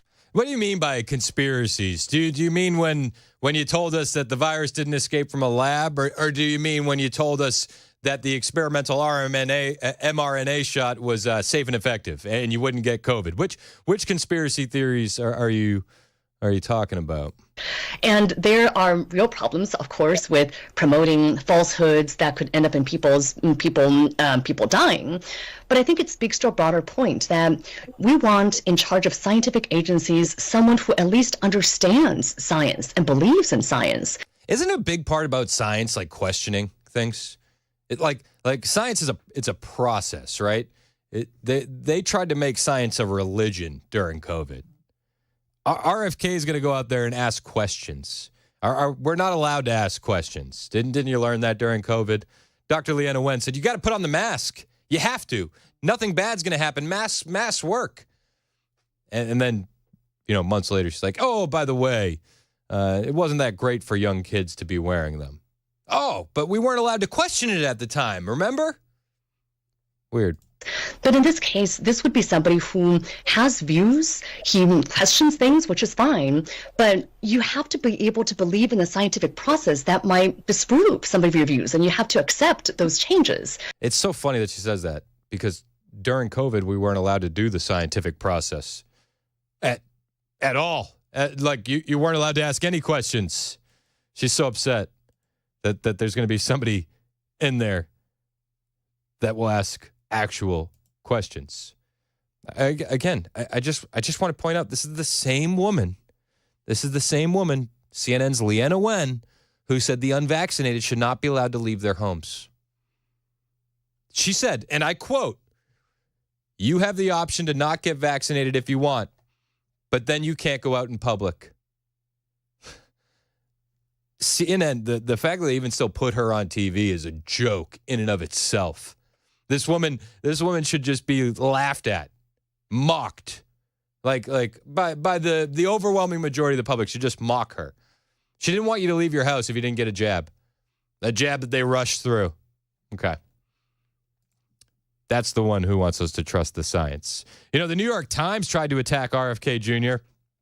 over the weekend, and it was I can't believe that they actually put this in their article. RFK wants to take the poisons out of the food, the dyes, the artificial preservatives, and he's got a lot of actual evidence to explain why this stuff is bad. But it's funny. The New York Times said, Mr. Kennedy has singled out Fruit Loops as an example of a product with too many artificial ingredients, questioning why the Canadian version has fewer ingredients than the U.S. version. But he was wrong. All right, you want to listen to how they explain how he was wrong? The ingredient list is roughly the same. Although Canada's has natural colorings made from blueberries and carrots, while the U.S. product contains red dye 40, yellow 5, and blue 1, as well as butylated hydroxytoluene, or BHT, a lab-made chemical that is used for freshness, according to the ingredient label. So you say he's wrong and then illustrate exactly why he's right. Trust the experts. We can't have somebody in there that is going to be questioning science. It's all about science, guys. Trust Dr. Leana Wen. Please trust Dr. Leana Wen. What a joke. You got to listen, though, to Dr. Oz on RFK. Dr. Oz has quite a few things to say about RFK. I'll bring that to you when we get back. It is 10:51 on Super Talk 99.7 WTN. My name's Chris Hand here with my friends at Busy Bee Plumbing, Heating, and Cooling. You got family coming over for Thanksgiving. And let Busy Bee help you make sure your home is ready for the big day. You want everybody to be cozy. And right now, they got a limited of 14 SEER 1.5 to 3 ton split heat pumps for just $69.95. And that includes everything: labor, equipment, materials, and warranty. It is the perfect way to upgrade your home and save on energy costs. Or how about this? You're going to have guests over. They're going to be staying for a while. You got extra people showering. You don't want to run out of hot water. How about you take $750 off an upright tanked water heater and a circulation kit? Or if you want to clean those air ducts, they'll give you a free upgrade to the next package level. You buy a basic air duct cleaning, they bump you up to the premium service at no extra charge. And how about this? You need to smooth things over with your in-laws, maybe especially after the election. Give them a Beehive membership. You can add a free Beehive membership just for them because you have a Beehive membership. For a home that's ready for family and guaranteed for comfort, call Busy Bee Plumbing, Heating, and Cooling, your Rude Pro partner, 615-775-7833, 615-775-7833, online at busybehvac.com. Did you know you're overpaying for your health and wellness products? With over 20 company-owned brands offering its members vitamins, supplements, wellness, and skincare products, you're able to save up to 70% off retail. Members Nutrition can't change your life, but we can change the way you live.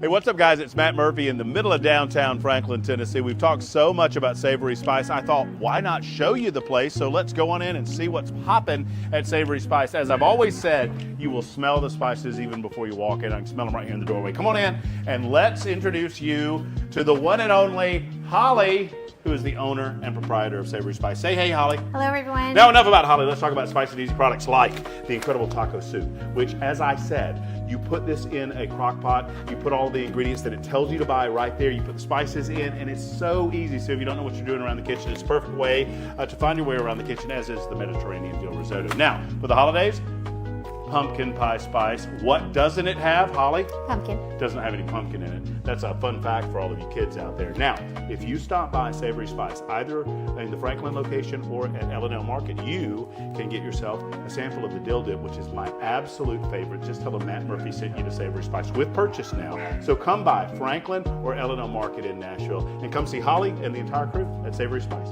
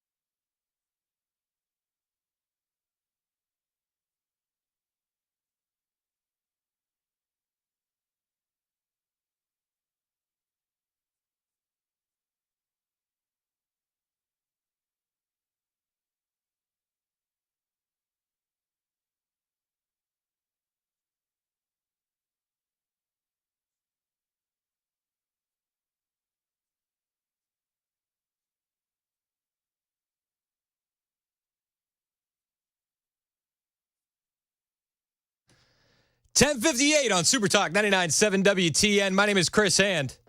The left is still melting down. That's what they do. That's what they do. I'm here for it. I'm here for it. But you hear voices out there that talk about these Trump cabinet picks, and they're actually rather sane. One of those voices is Dr. Oz, reacting to RFK Jr. as the new director of Secretary of Health and Human Services, and he likes the pick. He likes the pick a lot. This is the irony of the whole situation. The current healthcare system in this country is unsustainable, and the experts who brought us these problems are the ones who are complaining about the proposed appointment of RFK Jr. And it's frustrating because if you look at the burden on our economy, I'll get to the human illness element to it because there's an illness industrial complex without question that's plaguing our population. But 90% of the $4.5 trillion in the health budget is for chronic illness, Sean. 1 in 5 U.S. dollars in our GDP is for healthcare, but of that money, 90% is for these chronic illnesses that weren't even in existence in terms of a treatment 60 years ago. You know, it's amazing that people see this stuff all over the place. I can see it. You can see it. Dr. Oz can see it. Yet, the people that work in science and work at Big Pharma and for the CDC and the FDA and the NIH, they don't see it. So weird. What a coincidence. More from Dr. Oz on RFK next, plus reaction to other appointments to Donald Trump's cabinet. It's 11 o'clock on Super Talk 99.7 WTN.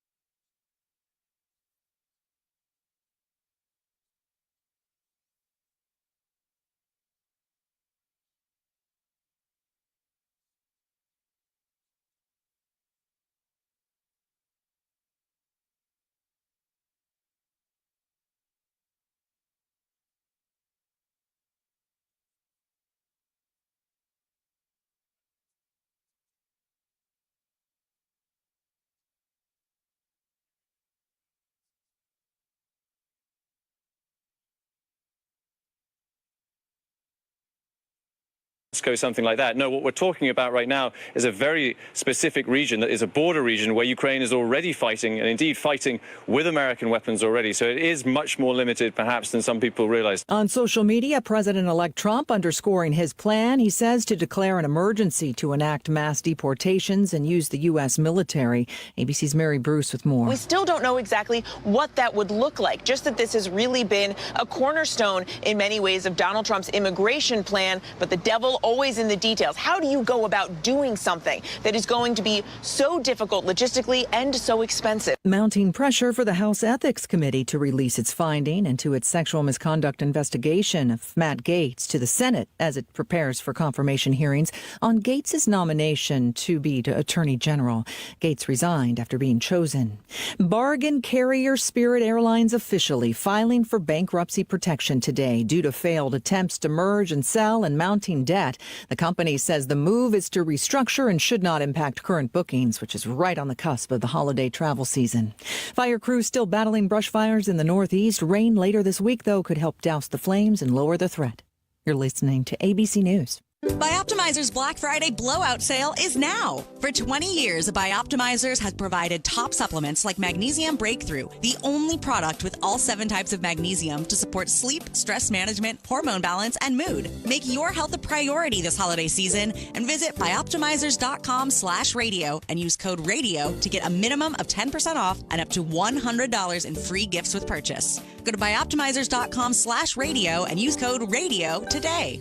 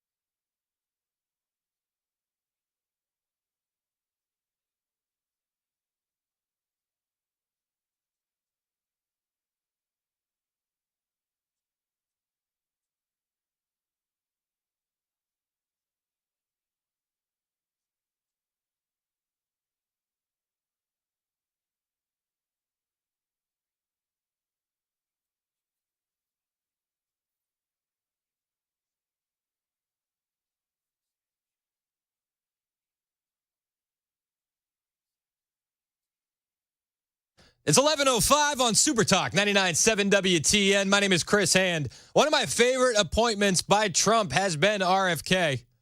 I just like it a lot. I want to see actual transparency at some of these agencies, not revolving doors from big pharma companies to federal regulators. You know, I don't want to see the guy from Pfizer go work at the FDA and then go back to work for Pfizer. I don't like that stuff. I don't want to see science studies funded by government agencies, and then they say, see, everything's fine. I don't like that. I don't like that. And it's made a lot of the left melt down. A lot of the health experts are really concerned. You know, the same health experts that sold us a bill of goods during COVID. Remember when they told us that it was 14 days to slow the spread? I do. I remember. Dr. Oz is actually a big fan of the RFK appointment. And I agree with him. This is the irony of the whole situation. The current healthcare system in this country is unsustainable. And the experts who brought us these problems are the ones who are complaining about the proposed appointment of RFK Jr. He's right. The people that are complaining the loudest are the ones that caused a lot of the problems. They sold us a bill of goods during COVID. They opened a lot of Americans' eyes to the absolute hypocrisy that's happening at some of these institutions. And they said enough is enough. This is why RFK gained so much steam during the presidential campaigns, right? Some of his takes are radical. I'll fully agree with that. I don't agree with him on everything.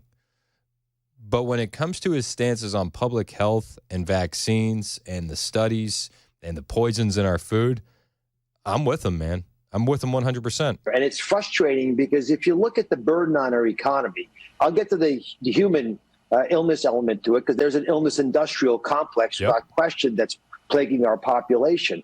But 90% of the $4.5 trillion in the health budget is for chronic illness, Sean.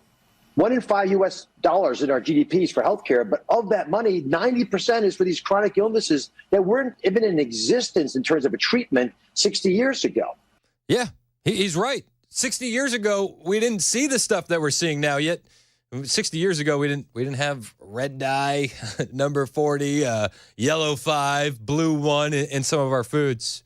We didn't have the ultra-processed garbage that we have today that we're just feeding our kids. And we wonder why. Why is everybody overweight? What's with the rise in diabetes? What's with all this? You're not even allowed to ask those questions.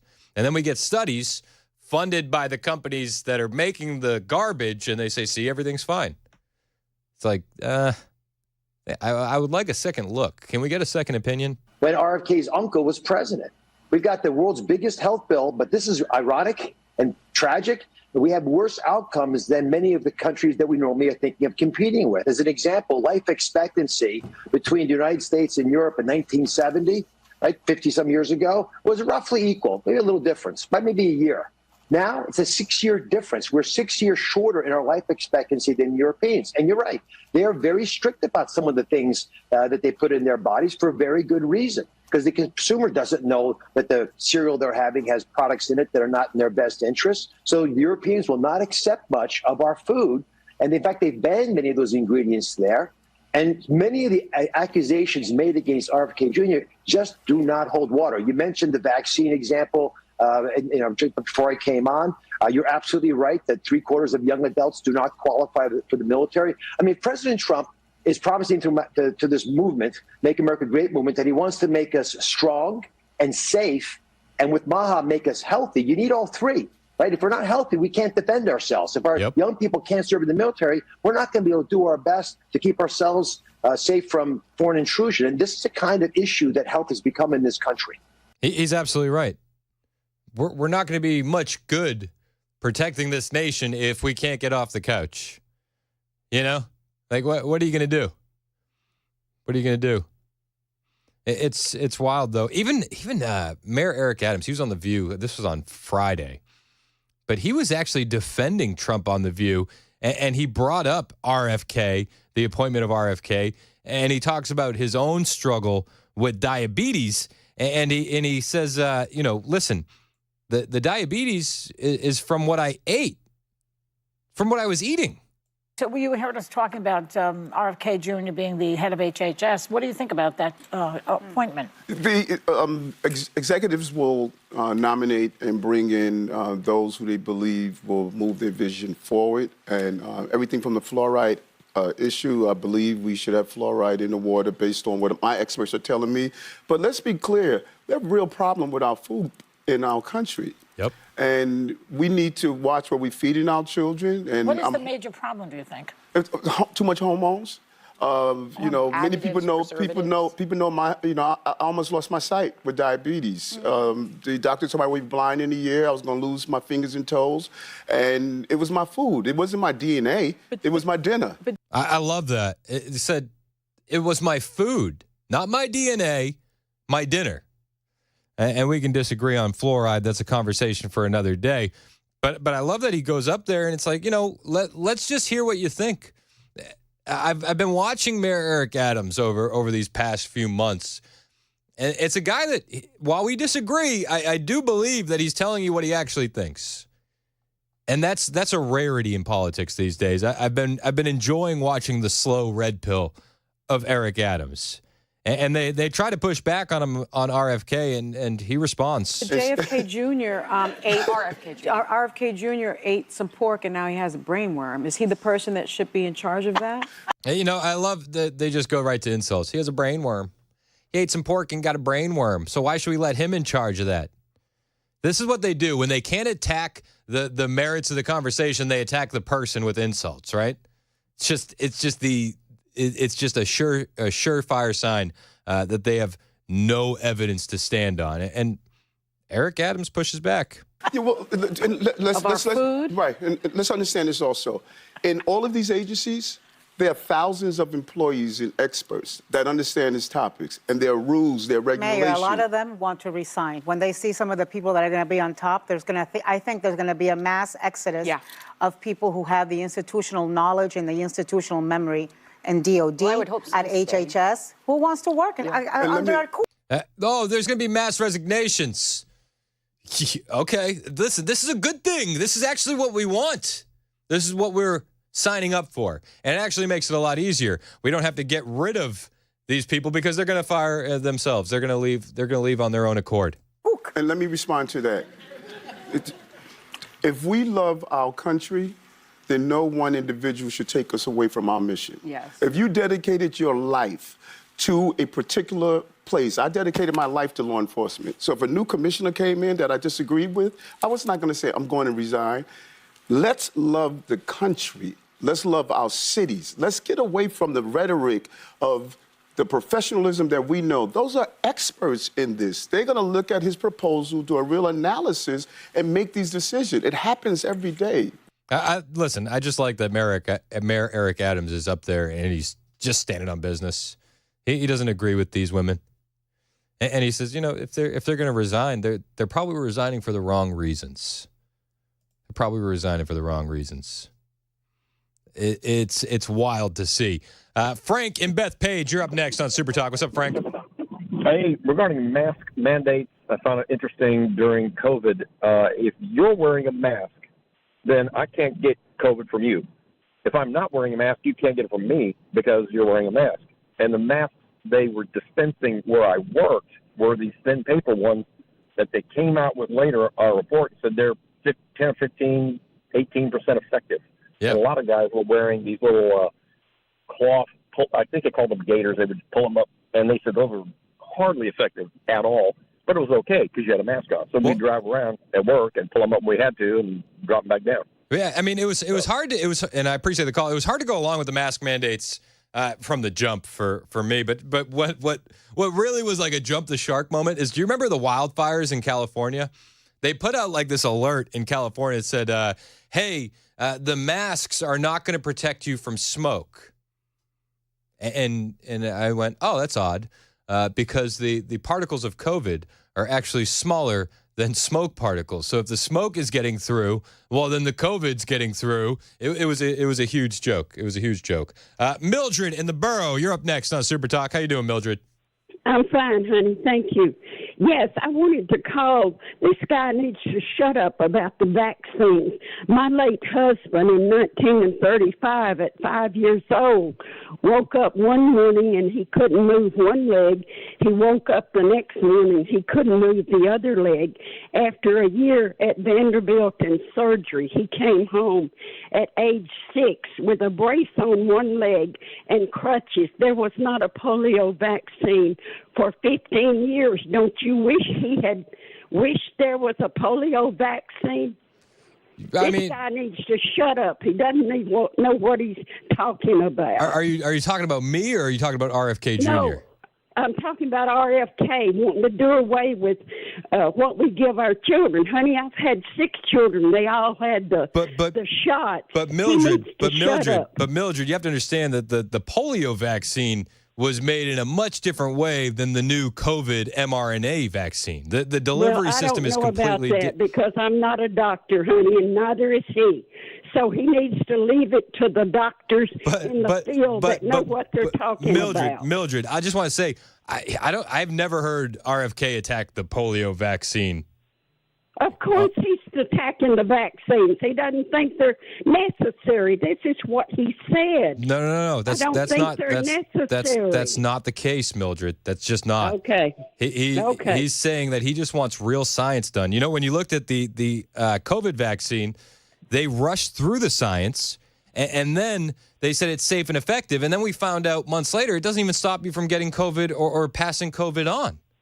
Okay, I'm not that familiar with COVID. Is something we can discuss, but I'm talking about vaccines. Are you familiar with the 1986 Vaccine Act that happened, Mildred?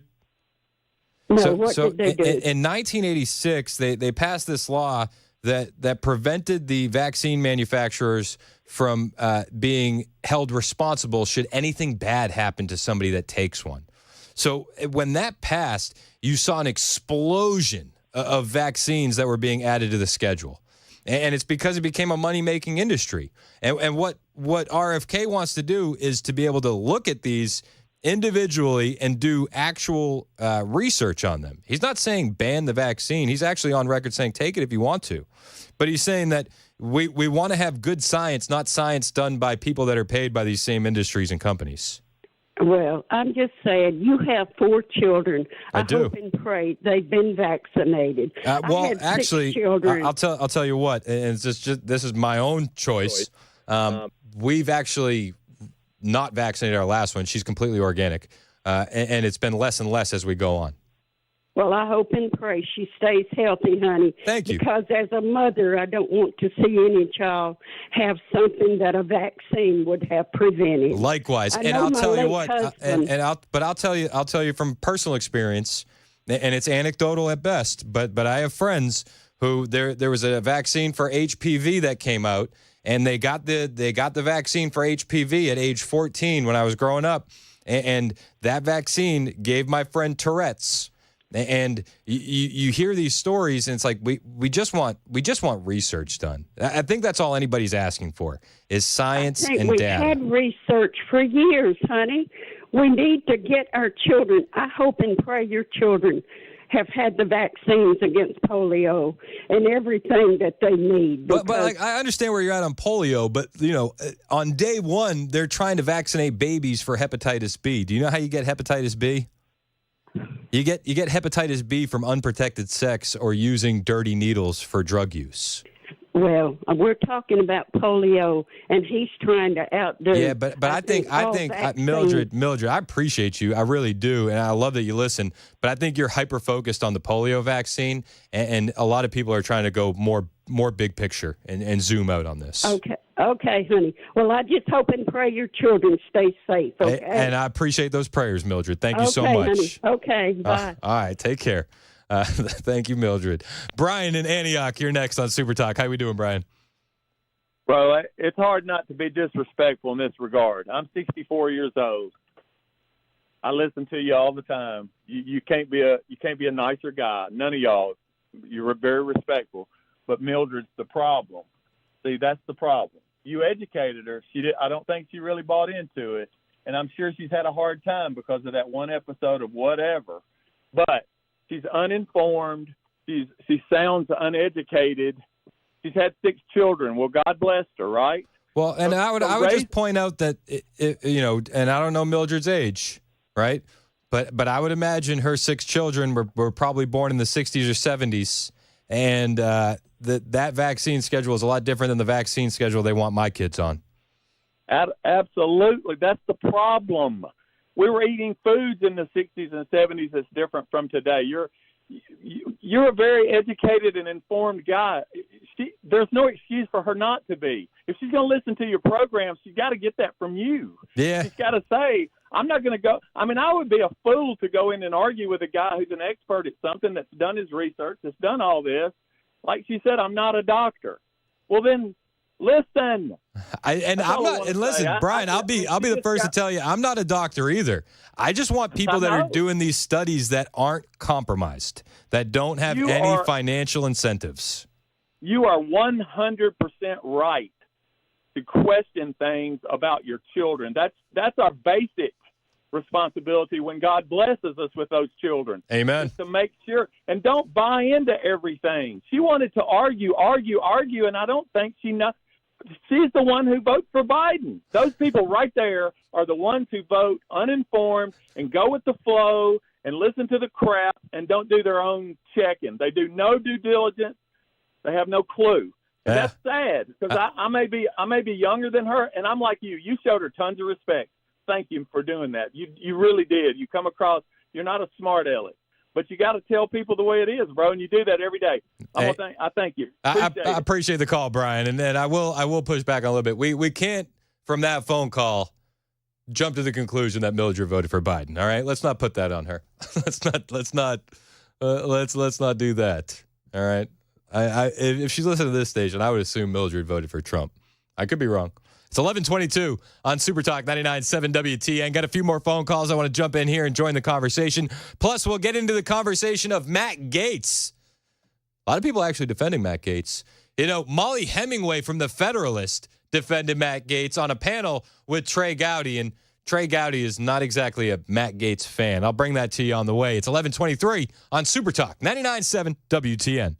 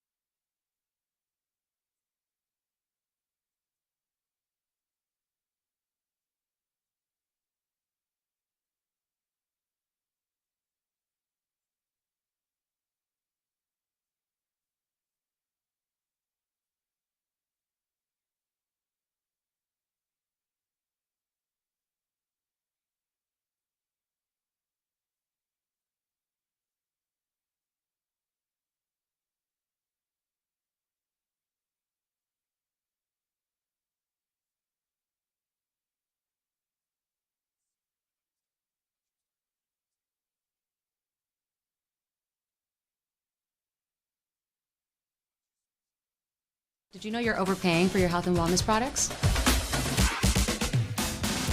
With over 20 company-owned brands offering its members vitamins, supplements, wellness, and skincare products, you're able to save up to 70% off retail. Members Nutrition can't change your life, but we can change the way you live.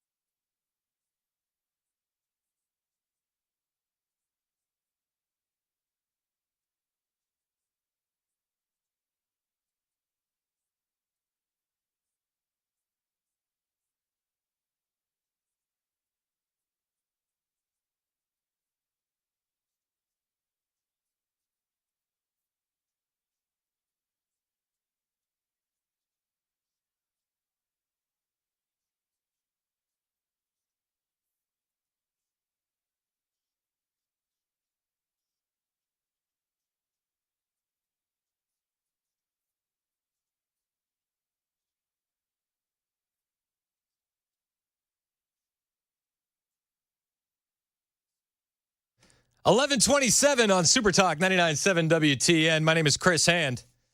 Thank you for Mildred for calling in.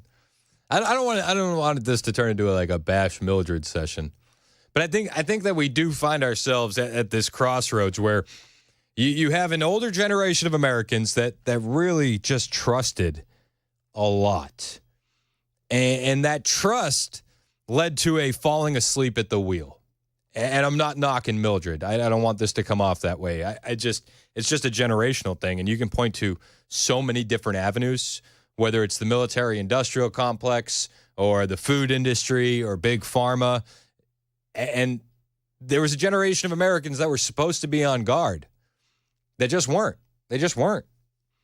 And you can point to incident after incident. Like, I wonder how Mildred feels about the Gulf of Tonkin incident, you know? Like, that got us into the Vietnam War, but it was a false flag. Like, would I be told to shut the hell up about that? I don't know. I don't think that it's Mildred's fault at all. I don't. I honestly don't. I think this is what you get when you have a unhealthy dose of mainstream media and talking points and narratives. And that's how it manifests itself. That's just me. That's what I think. And you know what? We could find out down the road. Mildred was right and I was wrong, and I would apologize. Although I don't think that's going to be the case. I don't. Jeremy, you're up next on Super Talk 99.7 WTN. What's up, Jeremy?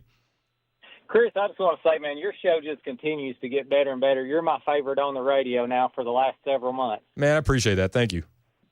Hey, and back to the Mildred thing. I mean, they need to just have more science behind it. And if you look back, some of the stats RFK put out, I mean, she's right. When she was a kid, there was like 3 vaccines, and they were actually real vaccines, and didn't have the plethora of side effects. But, I mean, it just seems like so much of the world now is experiment. We've went from 3 for a kid to – what is the number now, Chris? Do you know how many vaccines they want a kid to get now? I mean, I think it's like something around 80. I don't have the number right in front of me, and I've seen it in the past, but it's insane. I mean, they want it's like before you leave the hospital, you're getting more than what Mildred would have received over her lifetime. Well, see, I read 72, and now this comes from me and my own experience. Like our son, he's highly functioning. The Lord's blessed us, but he's in regular class, makes the honor roll, but he got his shots when he was 2, and we tried to tell him, we said, hey, he's getting over a virus, don't give him to him. And the doctor said, no, he's getting better, we'll give it to him. Well, he spiraled out of control, and we were in Vanderbilt, and they diagnosed him with a like febrile seizure. They run every test known to man. Well, then come to find out, that is a side effect of the 2-year vaccines is a seizure. Well, then my mom's in the waiting room, and she goes, hey, it's nothing to worry about. You had a seizure after your 2-year-old vaccine, too. And I'm like, if you would have told me this crap, I would have never gave him the shots. But my friend now my son's, like I said, he's awesome. He can remember anything. He's an awesome kid. He functions great. But my buddy had a 2-year-old. He's still got the videos on his phone. This kid was talking, doing everything at 2, and he started stuttering and run a fever when he came home after getting the 2-year-old shots. And then within 30 days, he was completely nonverbal, and he's 15 years old now and has never said a word since he was 2 years and 1 month old. It's hard. It's so heartbreaking to hear that. And like, granted, this is anecdotal evidence, right? But I have friends that have witnessed the same thing, and they try to throw terms at us like anti-vaxxers because we want questions and data and science and just some understanding of what happened. But it's like a lot of the people that you would call an anti-vaxxer have stories in their life like this. And it's not so much that we're an anti-vaxxer. We're just like, what the hell happened? And why aren't we allowed to ask questions about it? Well, Chris, if it was safe and effective, the vaccine companies wouldn't need immunity. Yep.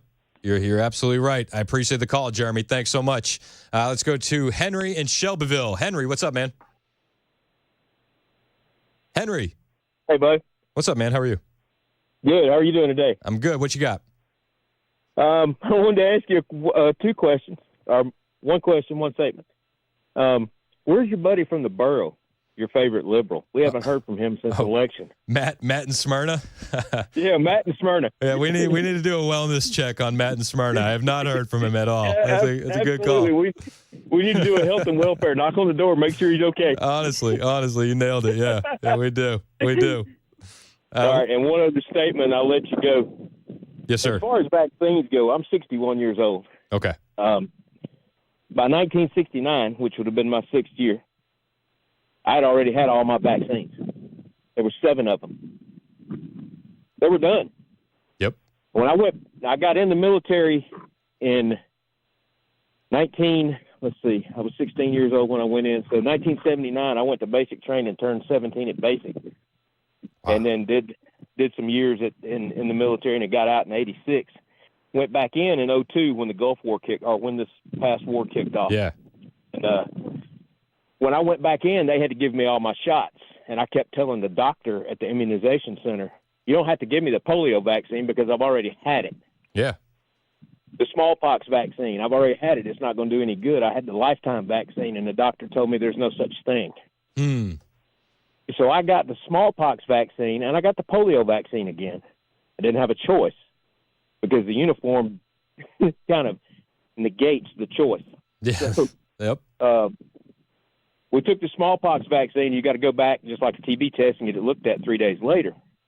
So I went back and nothing had happened. The blister hadn't appeared. Nothing had happened. It had just gone away. He said, "We're going to have to vaccinate you again for smallpox." And I said, "I told you the first time you don't have to because the vaccine I got in 1969 killed it." Come on, man. Wild. They vaccinated me again, and the same thing happened. And finally, they just gave up. And I said, "I guess those lifetime vaccines work, don't they?" Jeez, it's crazy. Hey, I appreciate the call, Henry. Thanks so much, man. It is 11:33 on Super Talk 99.7 WTN. Thanksgiving is next week. Like, is that blowing your mind too? It's blowing my mind. It is the time of year when we're supposed to be thankful.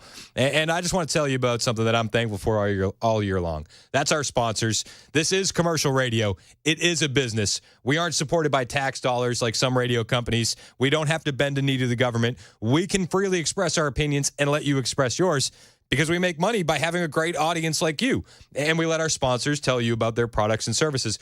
One of my favorite sponsors, hand down, is the Glock Store. Lenny McGill brought the entire operation from California to the free state of Tennessee in 2020, and it's been a fantastic 4 years. I don't know if you know this, but they do basically most of their business online, Glockstore.com. I mean, that's their nationwide online retailer. But that beautiful showroom, that incredible, totally unique Shoot 270 shooting rooms, those are right here in Nashville. Those are the outward-facing parts of the business, and they employ nearly 100 Nashvillians. So this November and all year long, I am so thankful for the support of Lenny McGill and the Glock Store. And if you like listening to me, you should be too. If so, let them know the next time you visit how grateful you are for those guys. They're minutes from the airport, worth the drive from anywhere, and online at Glockstore.com.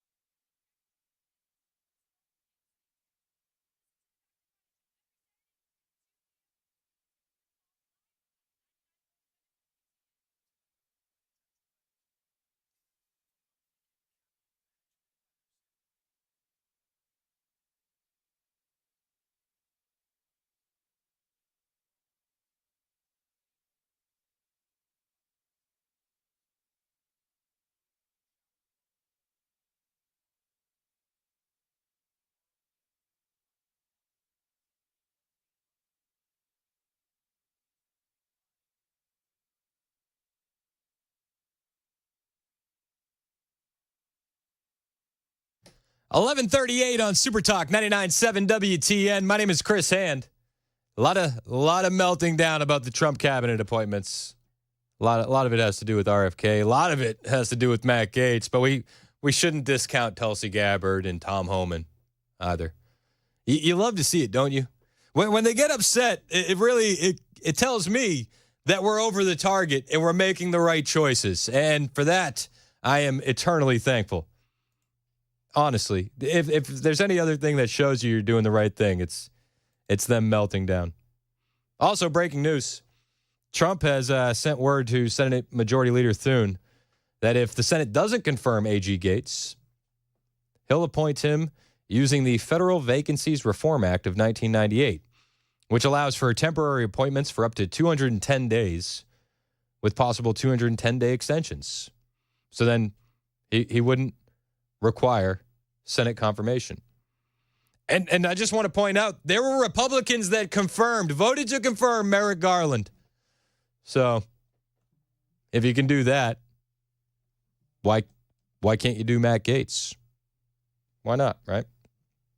Just thinking. Just asking questions. It's interesting. I got a few more people that want to talk about vaccines on the line, and this is usually the topic that gets me in the most trouble, so let's keep going. Brad in Columbia, what's up? Hey, Chris. How we doing, man? I'm great. Yourself? I'm good, man. I'm good. What's up? Miss Mildred, bless her heart. And I think we get a lot of that these days, unfortunately. Hey, let me reset the Mildred call real quick. If you missed it, you weren't tuned in earlier. Mildred called in, and she was, I wouldn't say elderly, but she's of the older generation, and she was a bit upset about RFK being appointed because her husband had polio back in the day and wished that he would have had the polio vaccine, and she wants RFK to shut the hell up. And so continue, Brad. Sorry, I just wanted to reset for everybody. Sure. But, yeah, and rightfully so. I could see where she would, have her issue there.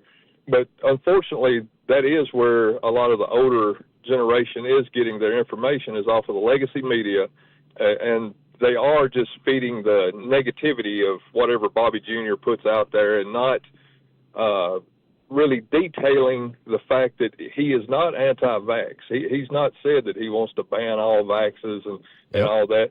He just believes that there needs to be a lot more research done there so that we can safely vaccinate our children. I have my first grandchild on the way, and I can't not worry a little about him getting all these shots. And, I don't know whether, I don't know how my daughter's going to approach that or what, but it is a topic that concerns me. And I just, I feel that we have a responsibility to help educate our older generation so that they're not just getting their information directly from legacy media and, hopefully get it from conservative radio and from streamers that are putting out facts and not just pushing the narrative. And that's all I got. Yeah, I'm with you. It's like I'm not saying every vaccine's bad. I just want to be able to trust the people in positions of power to give us the real deal. You know what I mean? I appreciate your call, Brad. Let's go to Tony in Franklin. What's up, Tony? Good afternoon there. How you doing today? I'm good, man. How are you? Oh, great. I was listening earlier when you played the clip from Eric Adams. Yeah. And a lot of stuff about RFK Jr. and our food source. When I'm 63, and when I was in high school, middle school, I'm not a little guy. I'm like at that time I was like 6'2", 235. I'm a little larger now. Obviously, time catches up with us all. Yes, sir. But I was dropping my children off a few years ago. I had my children later in life, but I was dropping them off at middle school, and I looked around, and by far I wasn't the largest guy there.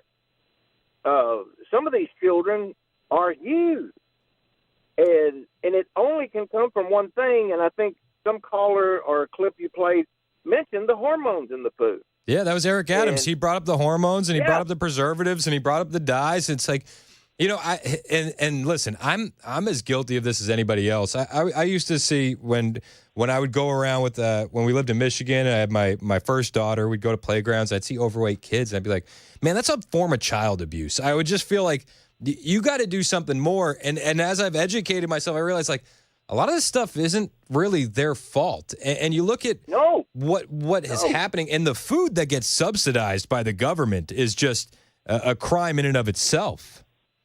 It is. And one more thing, and I'll get out of your way. And I know you got a lot of people waiting to talk, but I was at one of my children's like park and rec ball games one day, and this lady had overheard me and somebody else talking about chickens, and we kept chickens and stuff. And she was telling us about some food source that they had, and they had got a chicken from somebody that had a chicken house or whatever. It could take a chick from a hatchling to fully mature bird in 6 months. Mm-hmm. And I realize that's to meet the demand for, 10,000 chicken places in Nashville alone. Yeah, right. But and I say that sarcastically, but anyway, there are lots of places. But, if they're doing that, you can't tell me, and I'm not stubborn, I will listen to anybody. But you can't tell me that doesn't have some kind of factor in our children. Oh yeah, absolutely. And like, or the hormones and the puberty rates and all that. I mean, our kids are going through puberty way earlier than kids in Europe, and that's been proven over and over. It's funny. I had a friend, and this is right when we were about to have our daughter. I was like, wow, you guys are eating organic everything, and this is like 10 years ago, so it was still a little bit like you were fringy if you were doing the organic stuff. Right. And I said to him, isn't that expensive? And he looked at me and he said, have you priced out cancer? And it's like, oh, all right, touche. I'm with you, though, Tony. I appreciate the call, man. Let's go to Brian on the road. You're up next on Super Talk. What's up, Brian? Hey, I want to talk about the vaccines from 40 years ago and longer time scope versus what we've got out now. The vaccines back then only had up to 10 ingredients to make them. Yeah. Now, you look at the list of ingredients, it reads like the definition, the dictionary of Merriam-Webster's medical dictionary. Yeah, well, didn't they changed the definition during COVID, didn't they? They changed a lot of definitions during COVID, and one thing on the COVID vaccine, if you will go and look up all the ingredients and then Google each one individually, it'll scare you. Well, I remember, and it was a meme. I like to get a lot of my information from memes. But it said if you were to feed your kids some of the ingredients in vaccines, even at the doses that's in the vaccine, well, you'd be arrested for child abuse. Yeah. Yeah, it's crazy, man. But we're not allowed to ask questions. I appreciate the call, Brian. We're not allowed to ask questions. We're not allowed to ask who's funding the studies, who did the study, what the study actually found out. You know what I mean? It's this is why we need a guy like RFK in there, a guy that is not bought and paid for already, a guy that's going to bring you the truth and let the chips fall where they may. That's what I'm here for, and I'm looking forward to it. I'm also looking forward to Matt Gaetz as AG. I mean, you listen to the meltdowns from Matt Gaetz, and it's just so good. You're over the target. When they're attacking you, it's because you're over the target. Now, Trey Gowdy and Brian Kilmeade were on Fox News attacking Matt Gaetz, and I love to see this. There was a panel over the weekend it was Brett Baer's special report, and Molly Hemingway was on the panel, and so was Trey Gowdy.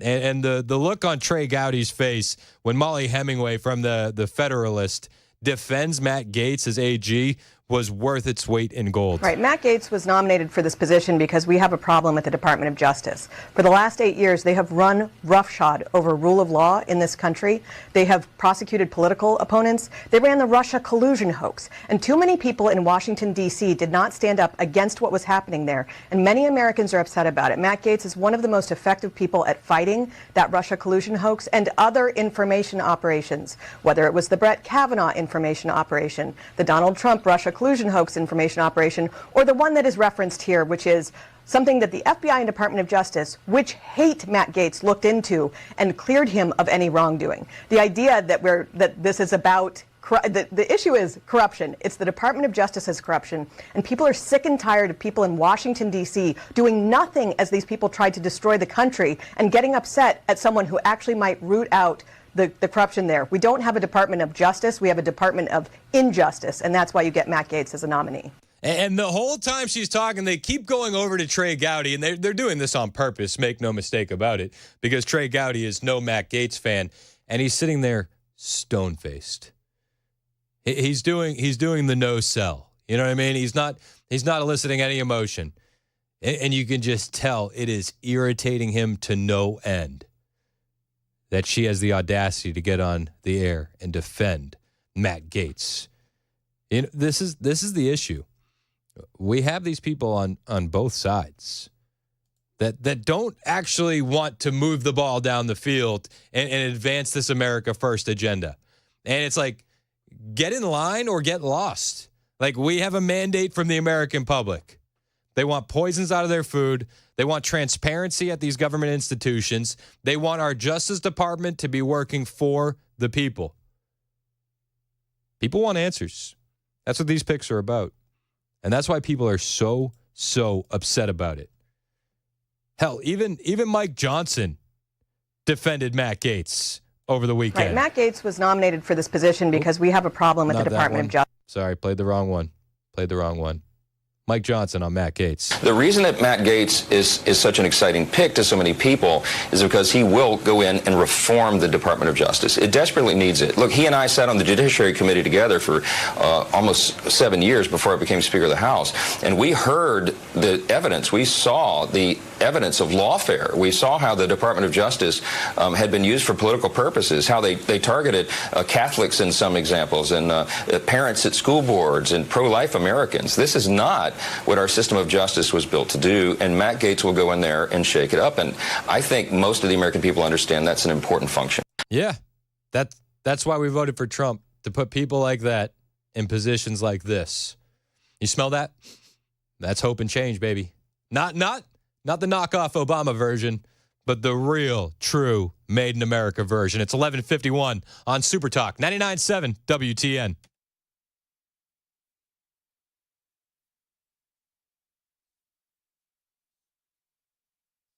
Did you know you're overpaying for your health and wellness products? With over 20 company-owned brands offering its members vitamins, supplements, wellness, and skincare products, you're able to save up to 70% off retail. Members Nutrition can't change your life, but we can change the way you live.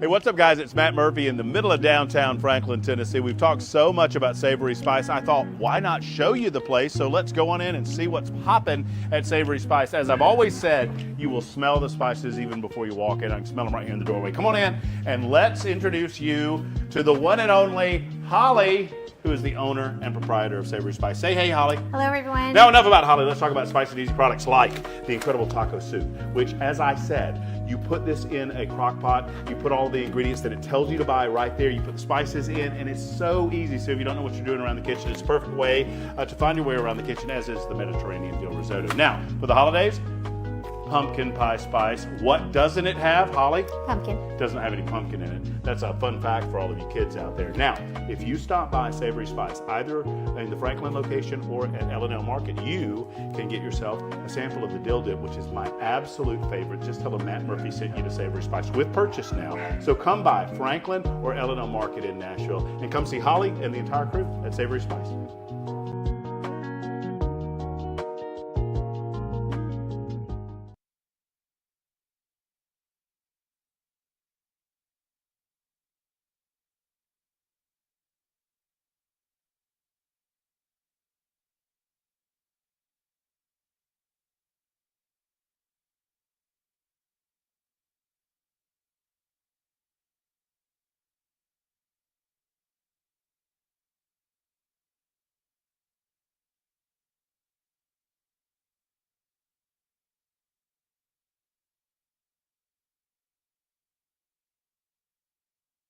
I do everything from scrubbing cages to asking people for donations to answering the phone.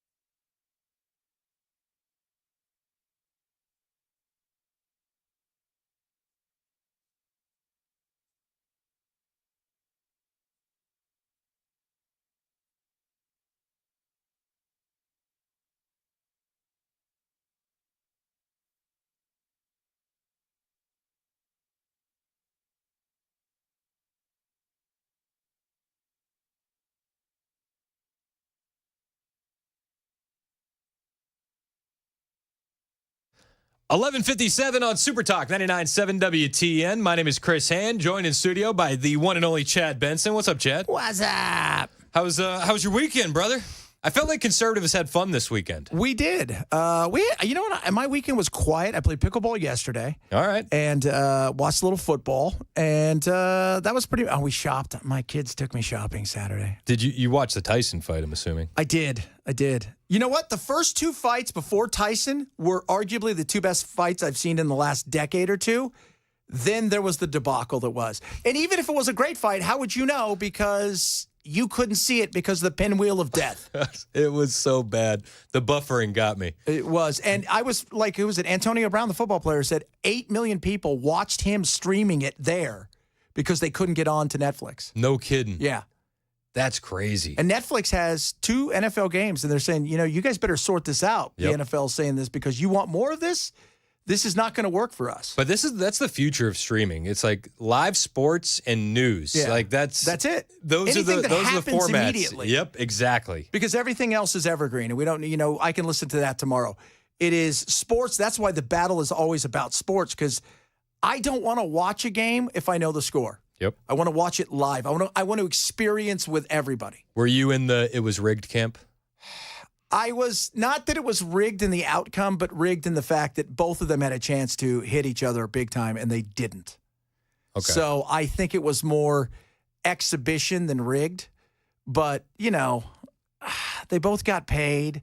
$60 million between the two of them. And Mike, you could tell his knee is not right because he could barely walk. But there were times when I thought, man, he could have unloaded on him, and he didn't. And vice versa. There was times when he got hit, and I thought, I thought there was a handshake, probably before the fight. Like, I'm not going to embarrass you or knock you out. Kind of like with Roy Jones Jr. He did the same thing with Roy. He could have beaten Roy, and they gave him a draw when Mike fought Roy. But he's also almost 60.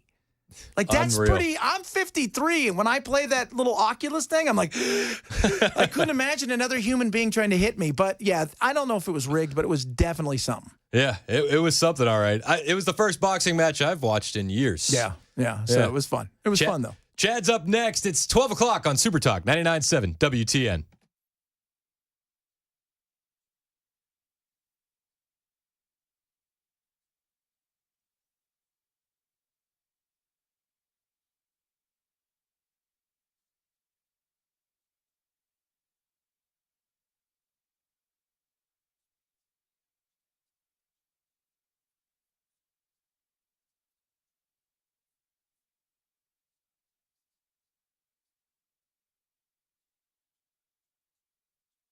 I'm Michelle Franzen. Immigration was a cornerstone of President-elect Trump's campaign.